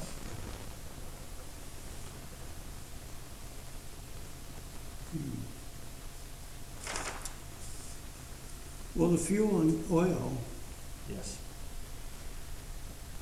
that's the total fuel bill, correct? For the year. But you've been giving fuel subsidizing it for the Senior Express program, right? We have, they use the same fuel that we do, yes. They take their log, they log it, and that's included in the 25,000 overall, wasn't it? Yes, It was it's pretty much 25,000. balanced, wasn't it? It's 25,000 overall we're paying them for fuel. Yeah. And I think we came under that, this slightly under it or slightly over by like $1,000 either Yeah. way. With all the townships. Yeah, with all of them, yes. So we're not necessarily subsidizing the township, the township itself might be spending more on buses than parks, which is what you talked about, but, Well, and Mahé gave fuel. Mahadi's fuel is very little though compared to the rest of it, but it's included. But from what her budget was, it was quite a difference. Okay. So, where are the records for how much fuel was actually given to the township? I think Craig gave you. Mr. Bear, I gave you a sheet before, and you asked for these sheets last week, and here it is for the total year for the buses and you want mileage sheets. There's 4 buses each month. It gives you the mileage for each of those buses, the total fuel, the fuel logs. Okay, I didn't give you the parks and the assessors, which I can give you, but I didn't include. That's the majority of the fuel that we use. Is this my copy? That is your copy. And there'll be a copy for the other board members? Sure, if they'd like one. I don't, I didn't think they would, but I give you the summary sheet. This is only for the buses. I won't need a copy. Okay, you do or? okay, No, don't. no, this is fine. This is the Well, summary as sheet long of as he's all, looking- summary sheet of all the buses that I gave Steve the actual documents for. As you can see, last year we spent about $20,408. We did exactly spend $20,487.96 on the buses. The remaining fuel that we use for the parks and for Mary Mahady, I believe, comes to less than $4,000 some dollars, but I will give you those exact figures. So we're pretty close on giving him $25,000 a year for fuel.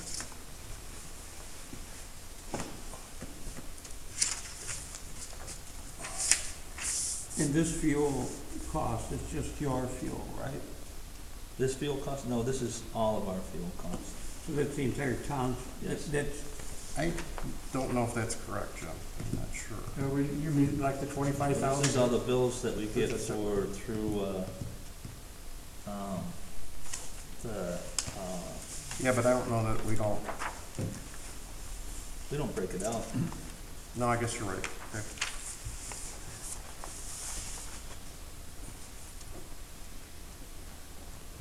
so what you're saying then is, with Mahadi's number added to this number that you've just given me for the buses, and whatever the, The little bit the parks use.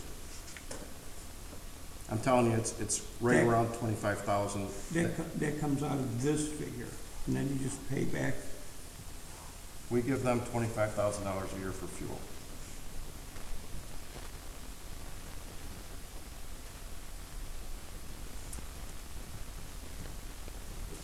Almost all of the township fuel is gasoline rather than diesel. Yeah, we have very few diesel vehicles in the township side. He has quite a few diesel, I believe.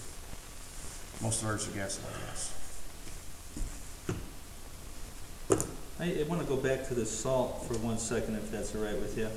I was just doing the math, and if we're buying 2,400 ton of salt, it's 165,000. And we buy 1,000 ton of salt at $100, that's another 100,000.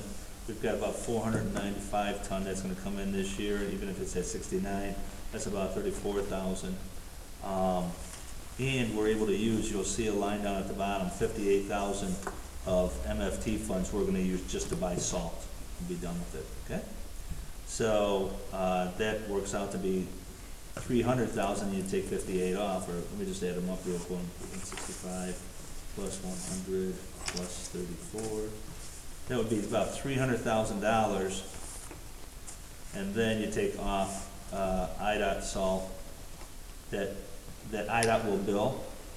We'll order the salt, but we'll send it to IDOT through our MFT funds, not IDOT, MCDOT, and MCDOT will pay the salt bill, okay? So actually, we're closer to $240,000 compared to 340 is what that number probably should be. It's an error on my part, okay? So you're gonna say it's 240 rather than 240? Actually, that's what it would be, is 240, based on what I just told you, okay? What figure did you say? 240. 240? Yeah. So you want to change that? Yeah. Maybe put in a little bit Well, that of was, buffer. Because you're Yes, talking we about probably real, should put a little bit a of a little bit of buffer a in. buffer, but Jim, not Jim, 100,000. if you go with your 2,400 times 69 and 100 times 1,000, that's 265.6. So that, I mean, that'll be pure expenses if you do pay for it.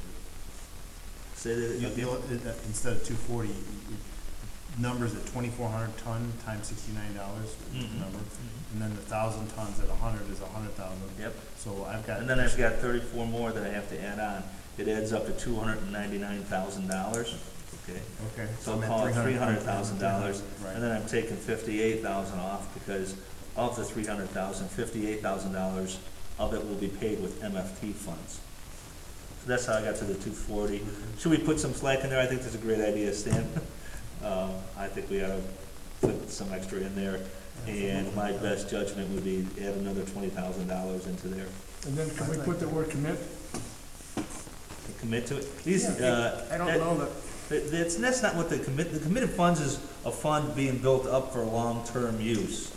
And this is Well, an then annual use. restricted, I guess restricted, or is it restricted? it is, it's already assigned. If it's assigned to me, I guess I'd not commit, I take the word back. So it'll be a sign. It'd It's be gonna be- assigned, it so will- that can't be used anyplace else unless it gets board approved. Yeah, well, you It'll could be transfer assigned. 10%. They could transfer 10% You could at the end of the year if you want. Not more than 10% Not more than without board 10%. approval. Yeah, exactly. Okay. So then you think, Stan, 260?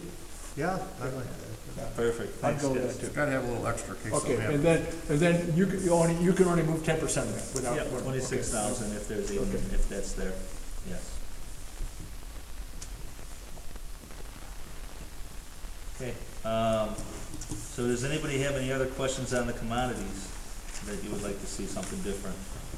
Well, sign, we haven't talked about the sign replacement program. The sign replacement program, yeah, you can see that it was 30, then it was 12. This last year it was 12. I went from 45 down to 12, or to 20 this year, just because the signs that we've been replacing have been the street sign names now. We've replaced all of our regular signs, our stop signs, speed limit signs, those types of signs have all been replaced. So it'll be a couple of years before we have to go back and start doing that again. And we're just doing the street signs now, the names of the street sign, the street name signs. So that's why you see the reduction. You can see we were at 31,000, and then 12 and 12 again this year. I like those signs with the flashing, those stop signs. Yeah, those are about $5,000 a sign, or Are they? 4,000. The ones that you're thinking of on Spring Grove and Right. Ringwood, they were actually put up by the county. They're pretty expensive signs, really. So, Probably many because of the signs- high school, I would imagine. Kids in high school. How many signs do we have in this township? that's a good question. A Because lot. I think we have too many signs. Well, They're all over the but place. but we don't determine. What kind of restrictions do you have to put up these signs? We don't determine what signs go up, we just do it. The county, That's every my sign that we put up is determined by the county highway department. They have a traffic engineer that reviews and approves any sign we put up. Any requests for signs that we have to forward to them, ask them to do it. Any speed adjustments, everything is all approved through them. All we do is the physical labor part of it. The signs and what signs are required are all done through McDOT. They make all those decisions. Well, I counted the signs from the bridge of Barnum Road to Ringwood, okay, Mhm. based on both sides, and it's about 70 signs. I would tell you that, That's do you understand that that's not a decision that we're making? That's why I didn't know, you Yeah, know. it is not a I decision mean, that we somebody, make, that is just, I wonder where I take that criticism to, the county engineer? yeah. Yep. Because the signs, and then I do know the ones that says entering and leaving your township, those are yours. Yeah. That's, the county doesn't tell you to put those up. No, Why do we put those probably up? not. Why do we put them up? Just so that people know where our limits of our roads are. If there's something that happens, there's a dead deer laying along the road or anything else, or if people have any concerns, trees, branches, whatever, they have an opportunity to see whose road it is, because it does start and stop quite often. Well, it does, Like it seems on- kind of ridiculous. When I see those, I've had people tell me that too, that, particularly like say on, McCormick Road, you get in and out of the village of Wonder Lake, you're leaving here 100 yards, you're coming in. I think that we have, but anyway, they're there. Okay. I think it's kind of ridiculous. Jim, But anyway, so then, for a complaint, and I have a legitimate complaint, I think, about these signs. Do I, how do I take it to county board member, Well, so how do you look at, how do you change things like that? Because all these signs are crazy. the signs are based on the manual on uniform traffic control devices. It's a standard, a state standard, it's a national standard that we use that sets the guidelines for which signs should be put up and what criteria are used to determine what signs go up. So who would you go to? You would start with the county engineer, I would assume. I think I'll talk to the county board member. Yeah, that I might think, be. no, I think I'm gonna go to county, because there's something that should, these signs are absolutely ridiculous. But that's Any the signs answer that to we my put up question. or- It wasn't, you're not determining somebody else's, and Yes, like, yeah, it's not us. anybody, go up and down the road, start counting these signs. It's, you know, it's, yeah. The other thing, Jim, didn't we have to, or are we done with that? We had, I think you said that, had to replace a variety of signs because of the reflectivity based, wasn't that from the federal government? Yep, Well, I remember that years ago about stop signs there too. It wasn't just stop signs, it was all it signs. was all signs. Oh, I know, but, one time we started with stop signs. Because I remember taking some tin cans to the dump, the place of We, recycling, and we they had a actually pile of take our- nice signs there. Nice We, signs that were all. we actually take our signs, if they can be reused, we have the existing, material taken off of the metal itself, and then we reutilize them, we reuse them, so, as much as possible. You've removed one criticism I got of the road district. What's that? You've removed one criticism of the road district. It's not the Hopefully I signs. removed more than It one. goes up there, that's good. That's good to learn that. So, anyway, so those are the numbers. So we got through commodities. Does anybody have any questions on commodities, through the commodities section? Okay. Let me see, miscellaneous expenses, I think this, is that what that one is? As we go to the other expenses, I think I have $3,000 in miscellaneous expenses. Again, those are just things that come up that are unique.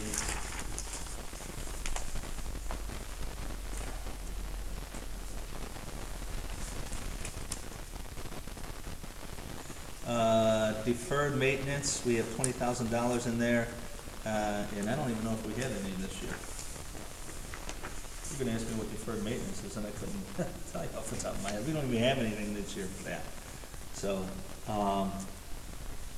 in capital outlay, we are not making any big purchases. I did put $25,000 in there in case any equipment were to break down and we had to replace some of our smaller equipment.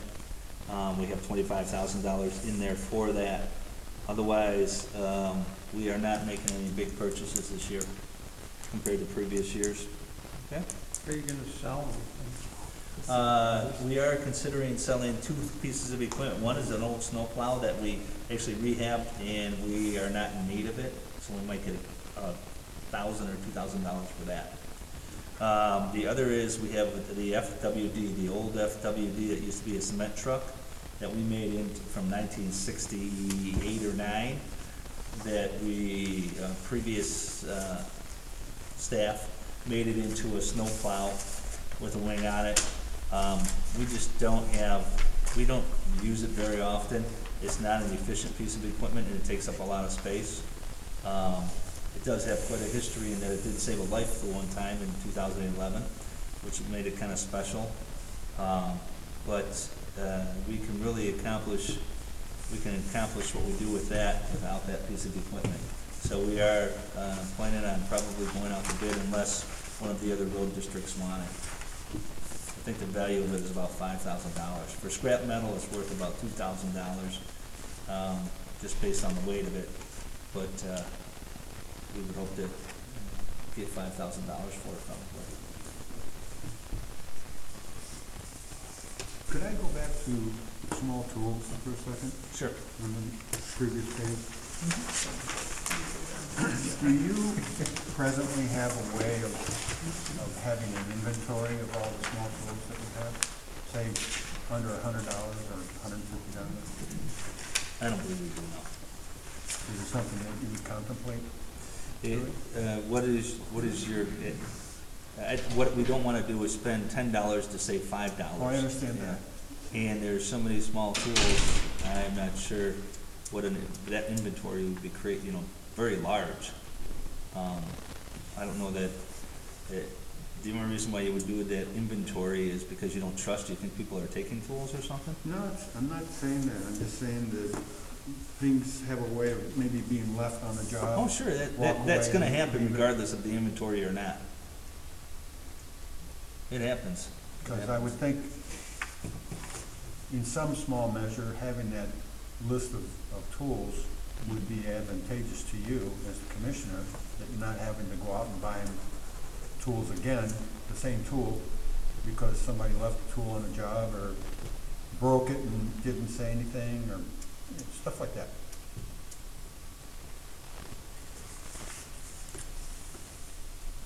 We'll work on it. Thank you. Talk about it and plan on implementing something like that, unless there's some reason that, also we find we have 345,000 small tools that you want us to catalog, we're not Well, gonna, that no, wouldn't but make sense. But I see what you're saying. If you have that, that might mean that something's happening that you don't want to happen. Yeah. And I know that Craig said that. We're working on ours, and we'll have it by next year sometime, but we don't have anywhere near the tools he has. Right. Well, that's why I say it's important to at least keep a somewhat comprehensive inventory. So that's our general road and bridge budget. Does anybody have anything with any of that you would want to see changes, other than what we've talked about so far? Besides those salaries that we've Which already were talked adjusted, yeah. Well, which are shifted from one fund to another. Okay. Is there anything else that's been shifted from the No. prior year? No. Not, I won't say no. All of a sudden I say no, and there was that one thing I forgot about, and I don't recall shifting anything else.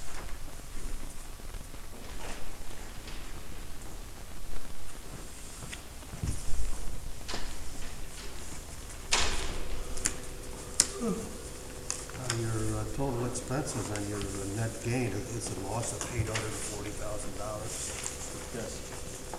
Where's that money, how do you, This is out of reserves. Last year, and if you look, we generally don't spend everything that we budget for. We try to budget so we don't have to transfer line items all over the place. But, I mean, this last year, we budgeted $750,000 to be over. We were only over by $450,000. And that 800 is gonna go down by 100,000 because of the salt. So, that'll change. but that's gonna come out of next year's revenue then, or? It's just reserves that we have. Right now, I don't have it here, but I think there's over $1 million in reserves Okay. that we have. I think it's $1.5 million, if I'm not mistaken. You know, the discussion that we had last time.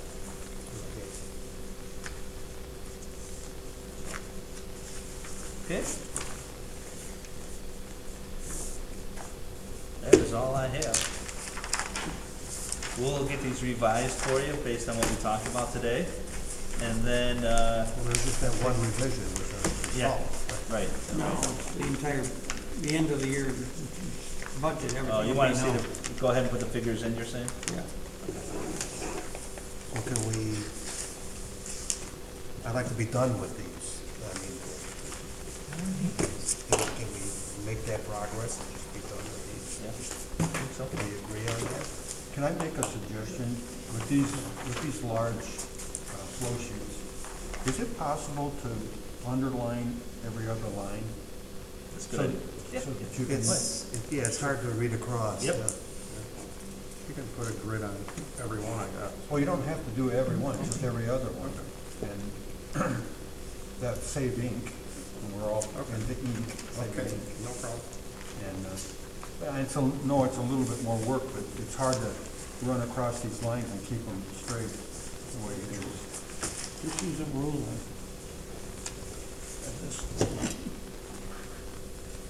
We'll do that. That's not fun. Thank you. I have some questions, comments to make here, Jim, Yep. before we leave. Dennis McFarland, the foreman, he gets a truck to Hebron. I'm sorry, Your foreman, McFarland, Dennis McFarland, he he's takes not our it. foreman anymore, he no longer works here, we don't have a foreman that takes a vehicle home anymore. Oh, I didn't realize he was gone. What's that? I didn't realize he was gone. Yeah. That's another criticism of my list, okay? I already asked you about the size, okay? So it seems to me like we spend an awful lot of, when I'm around, I see an awful lot of your crew out trimming down trees around. I know other road commissioners said this, said you saves the road and stuff, I really question all that, okay? But from my point of view, I think we spend an awful lot of time trimming trees, brush cutting and so on and so forth. Is that gonna continue? Is that thought about any changes of that? Or I think when I first how do you started, they had an opinion of trimming basically almost straight up from the right of way. Since that time, I've reduced that to make sure that the canopy's opened up so that the roads dry out. I know you may not believe it, but if you pay attention where you go with roads and whether it's shaded or not, those roads deteriorate much faster. It's hard to believe Well, I'm not that a gonna tree makes argue that much with you, difference. you're a road So we're gonna commissioner. continue to open up roads for the purposes of making sure that the canopy's open so that the road can dry out, because that's what keeps it in good condition. Also for our equipment, because snow plows, a lot of our boxes have to be lifted. So just clearance, things like that. Those are the reasons why we trim for trees. Otherwise, I don't plan on us doing anything. And I think we've reduced it over the years. But If you it's reduce it, then I guess- I think it's done too much. I do know that. Where have you seen it in the last year or two? Well, I do know that I'm, in the Village of Wonder Lake, they do not trim the roads back. How much it changes the roads, I'm not in a position to how much it saves, okay? I think the people would scream if the roads were trimmed back where I live, like I see a lot of the township roads, okay? What about like Indian but- Ridge, what about like Indian Ridge now, the way Indian Ridge is, now that it's been trimmed back and everything?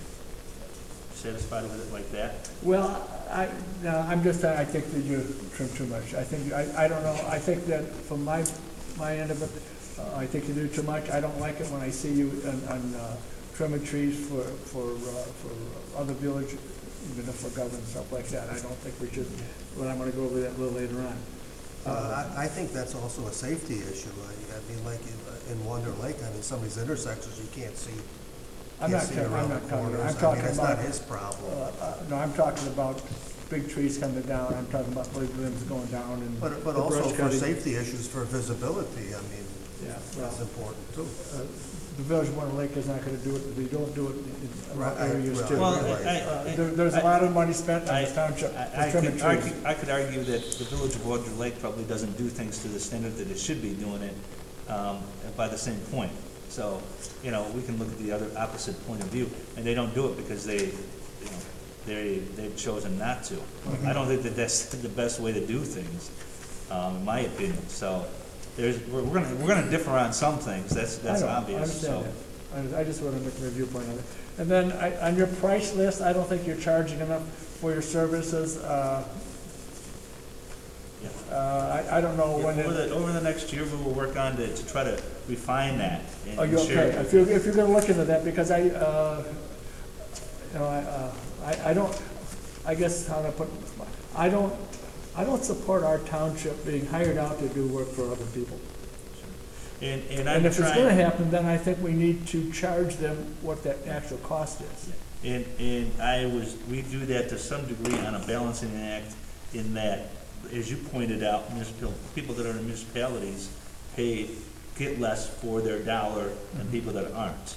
So it's kind of trying to help that a little bit too, try to balance out. I understand that point of view, but my point of view is I don't think we should be doing that, okay?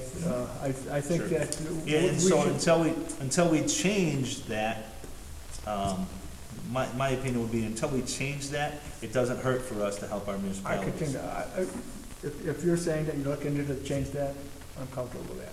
And you're looking to change the structure of, when I looked over the list of, I don't know how you, other guys looked at the list of what it takes to have a tractor, go out trimming, you know, man, those are bargain type figures.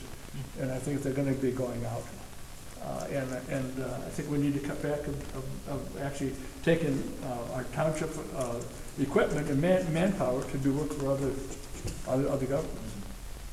Unless, if it happens in a situation. And I know one thing, that the list that you gave us is a whole lot more than the other road commissions had as far as what the different services they're doing. So that's been added on quite a bit. So if you're willing to look into that, I'm comfortable with that.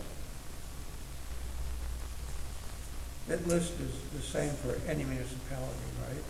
Yes. There isn't a differential for one versus another? No. No.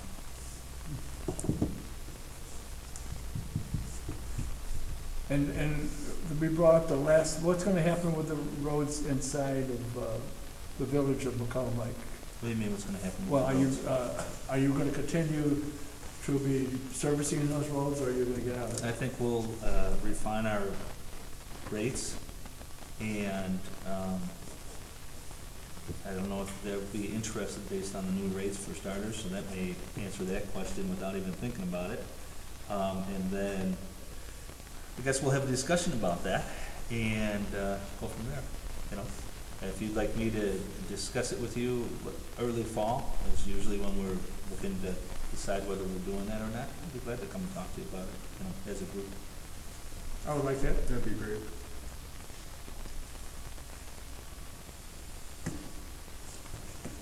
Somebody else, Joe? Yes, and it relates to your budget, Mr. Ed.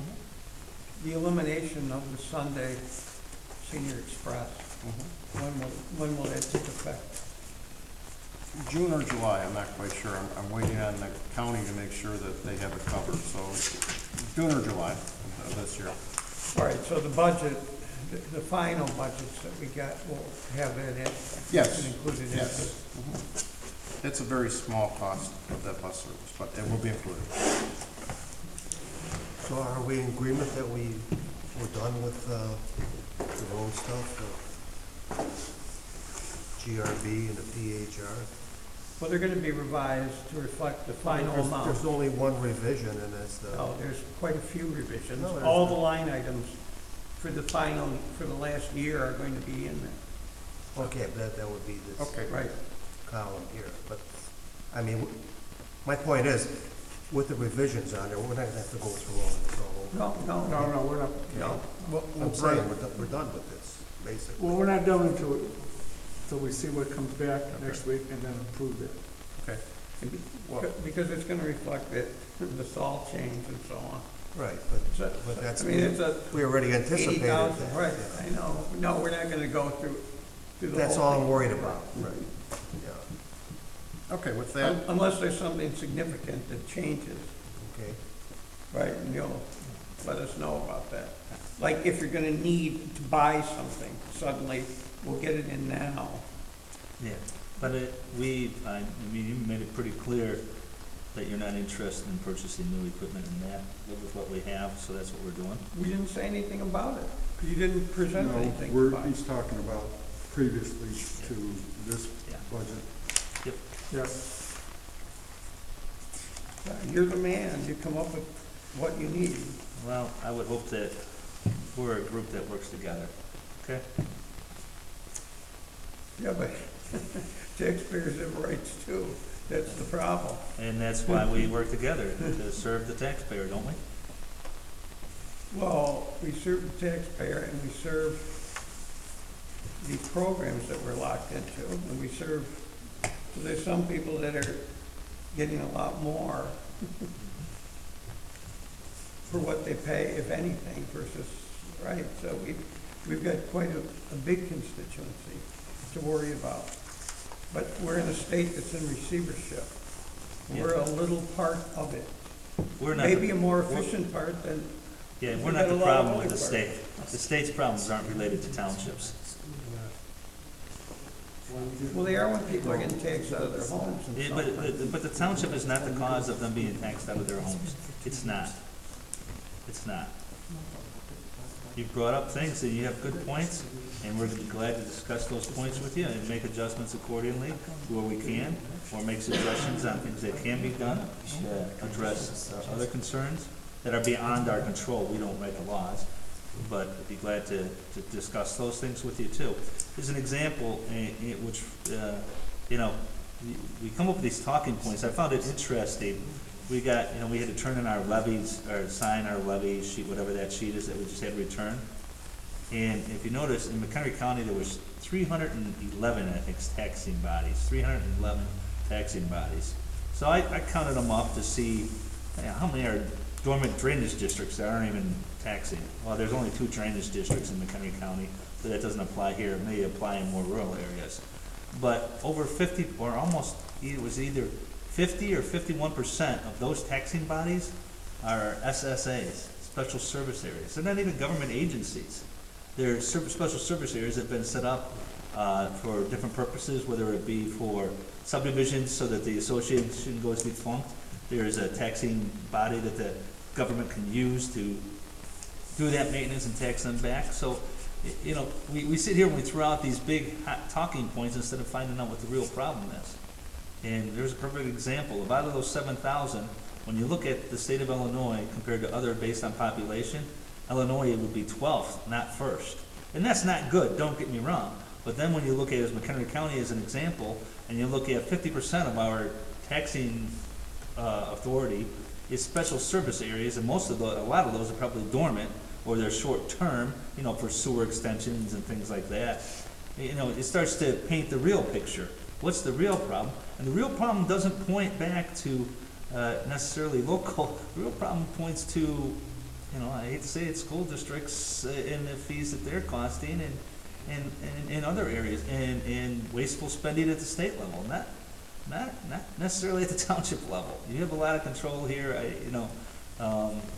Hopefully you can see that I listen to what you say, and we try to do what you want, and share. And like I said, I think we agree on 80% of everything, and 20% we're going to disagree, and life's going to go on. It's all right. So it's not always black and white like you like to think and see. And I understand your point. Well, we got to start somewhere, and we can't get anything done in the state. I get that. I just don't want us to make a mistake to where we're trying to eliminate something that's actually beneficial, that actually is working pretty well. And there's nothing wrong with fine-tuning it like you guys are doing. 100% support of that. But I would hate to get rid of something that actually functions pretty well, you know, and does a good job, and put it further away from the local voter. Bigger never seems to be better in this state. So. For that gentleman, I'm gonna move on to public comment. There being no public, there is none? I have a comment. Okay. I thank you for coming. Present it for us. Saturday, I got a call about the senior center. You got a call, I'm sorry? About the senior center, about replacing the floor. Somebody said, why are they replacing the floor? Is that going on down there? We're talking about the bathrooms, not the floor, just the bathroom. Somebody called from the barber shop and said, they're gonna close it down if they can't use? No. What is that all about? No.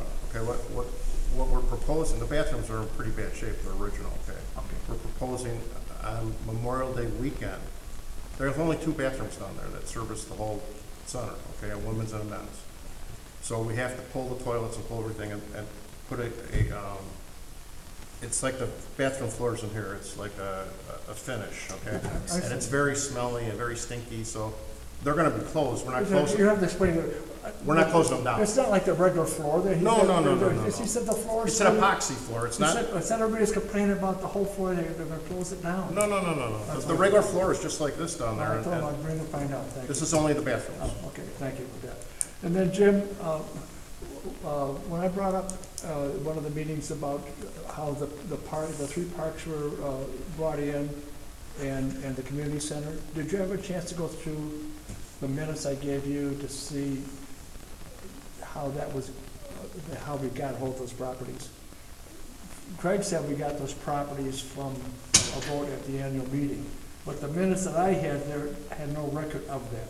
And that goes back to, I think it was 1996 when Albie Adams was, remember I gave you a copy of it? You did, and I looked at it, and right off the top of my head, I'm not able to comment, but I did see stuff for the annual meeting, and I did see regular board minutes, so I did see both. So, I can, if you want, I'd like to have a clarification before we get into approval you know, I told you I'd like to go back to 3 mandated services of the town fund. And if those things were required at the end of the meeting, well, we're stuck with those. If they weren't, then there might be a situation how that could be addressed. okay. Yeah, I know I did see some minutes regarding an annual meeting, and I did see minutes regarding a regular meeting. Mhm. To be honest with you, off the top of my head, I can't. Okay, yeah. There was a lot of minutes that I saw. And to be honest, I wasn't here during that time, so I don't know for a fact what actually occurred. Mhm. Well, all I know is from what you told me to me when I brought that up, that was done at the annual meeting. When I went through that, there was nothing in it about the annual meeting. It was taken in at the regular township I meeting, understand what you're which is a saying. whole big difference. Right. Okay, thank you.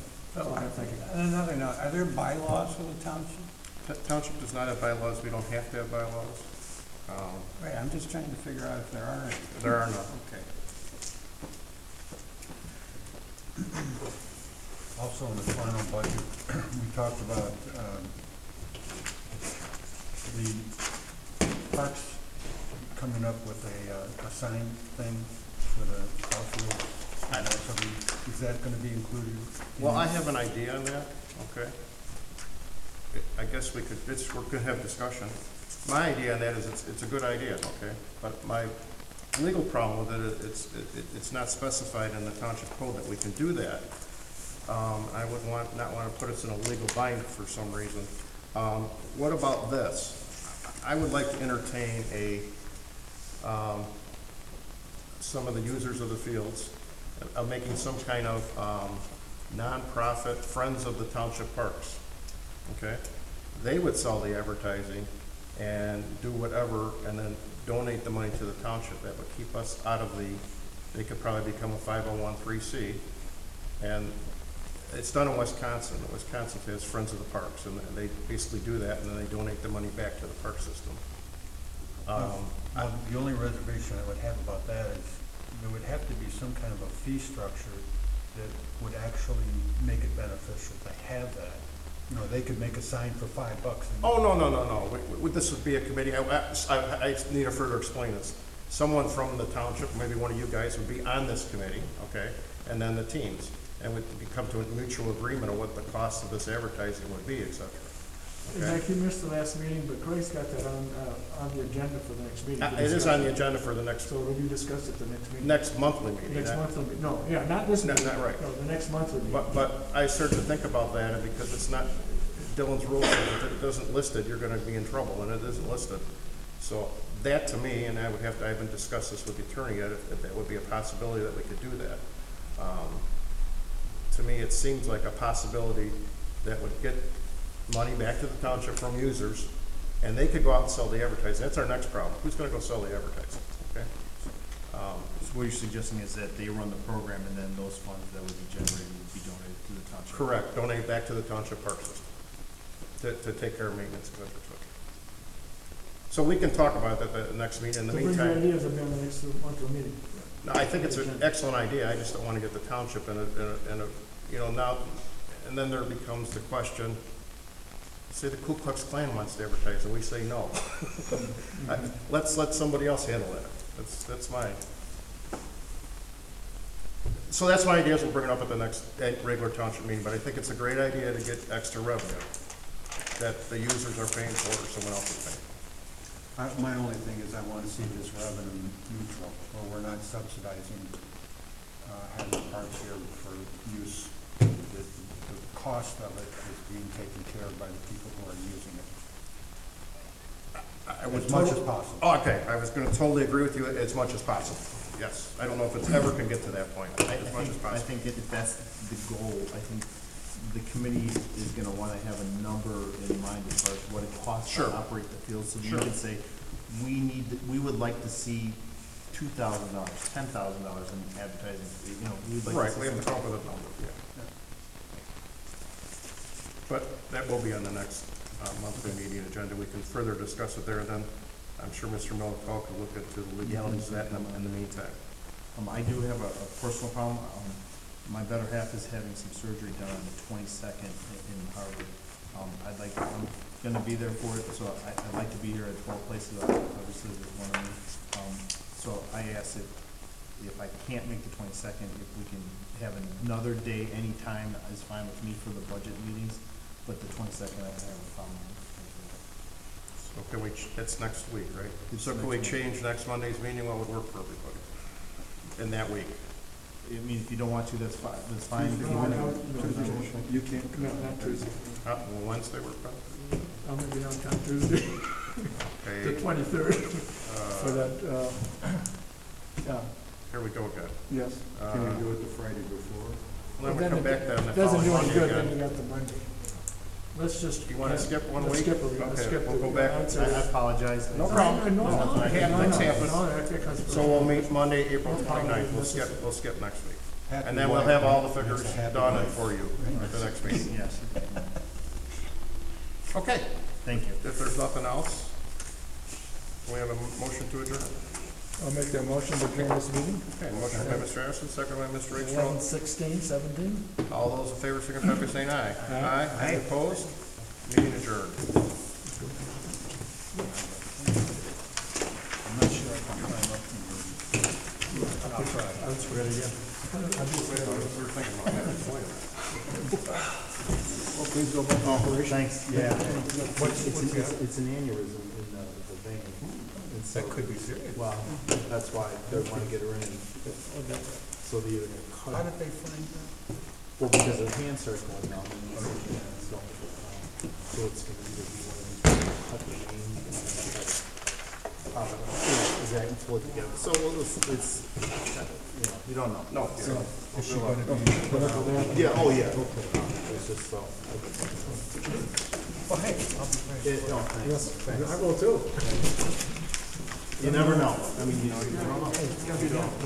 Well, no apologies necessary for canceling the meeting, that goes first. Well, that's why I said, I'm not gonna be here, but I just wanted to. That's fine. Well, I had a friend go into the hospital for a very insignificant operation and he didn't come out. You never know. I mean, the anesthesia, or the anesthesia issue. So what's going on? Oh, I have, Yeah, she gets, 2 weeks, she gets another CAT scan. Thanks for the people, Steve. Makes a huge difference. Good. Can you put it back where you want to be? Find a doctor that can find what the hell's but I wrong can with go it. ahead and just. I've given up on it. As long as we get a budget by June first. Well, what if we don't get a budget, like, baby's health and everything? We'll talk about it then. No, what we have, if June comes, let's say middle, what's the middle of June, then we'll need to make and adopt something that's going to So now, we do mine, have the assessment added, they put stuff out, you know, and they ask for different things. We're working on the process right now. We have the first quarter of our annual year, so we have April, May, and June. So I should be able to go ahead and put in the new line items. We got out of here early. Regardless. Correct. Holy crap. Okay. Unbelievable, huh? Yeah, for sure we could drive this out of that balance. First quarter, so the end of June. See you, Debbie. Good luck, Jim. Thank you, thank you, guys. Bye, Yeah, have so, a good day, June or a good week. so we're lining up happening, so let's say. Happy Easter, everyone. Happy Easter to you. Yeah, Easter. So what I would do is with the June agenda, is I don't have one adopted by then. My concern is just these new line items, just We have add flexibility. them into my, Yep, right now we have that flexibility in order to spend that money in the first quarter. okay. Yeah, It's that's just all. the way it's written, so. Okay, I'm fine with that. I mean, I've gone without a budget for a month, Well, but I was never, You're gonna be- I didn't have all of these Well, new you- changes. yeah, so our end of so we've gone through April, and now we're at the most. Oh, yeah. And then we're gonna probably go through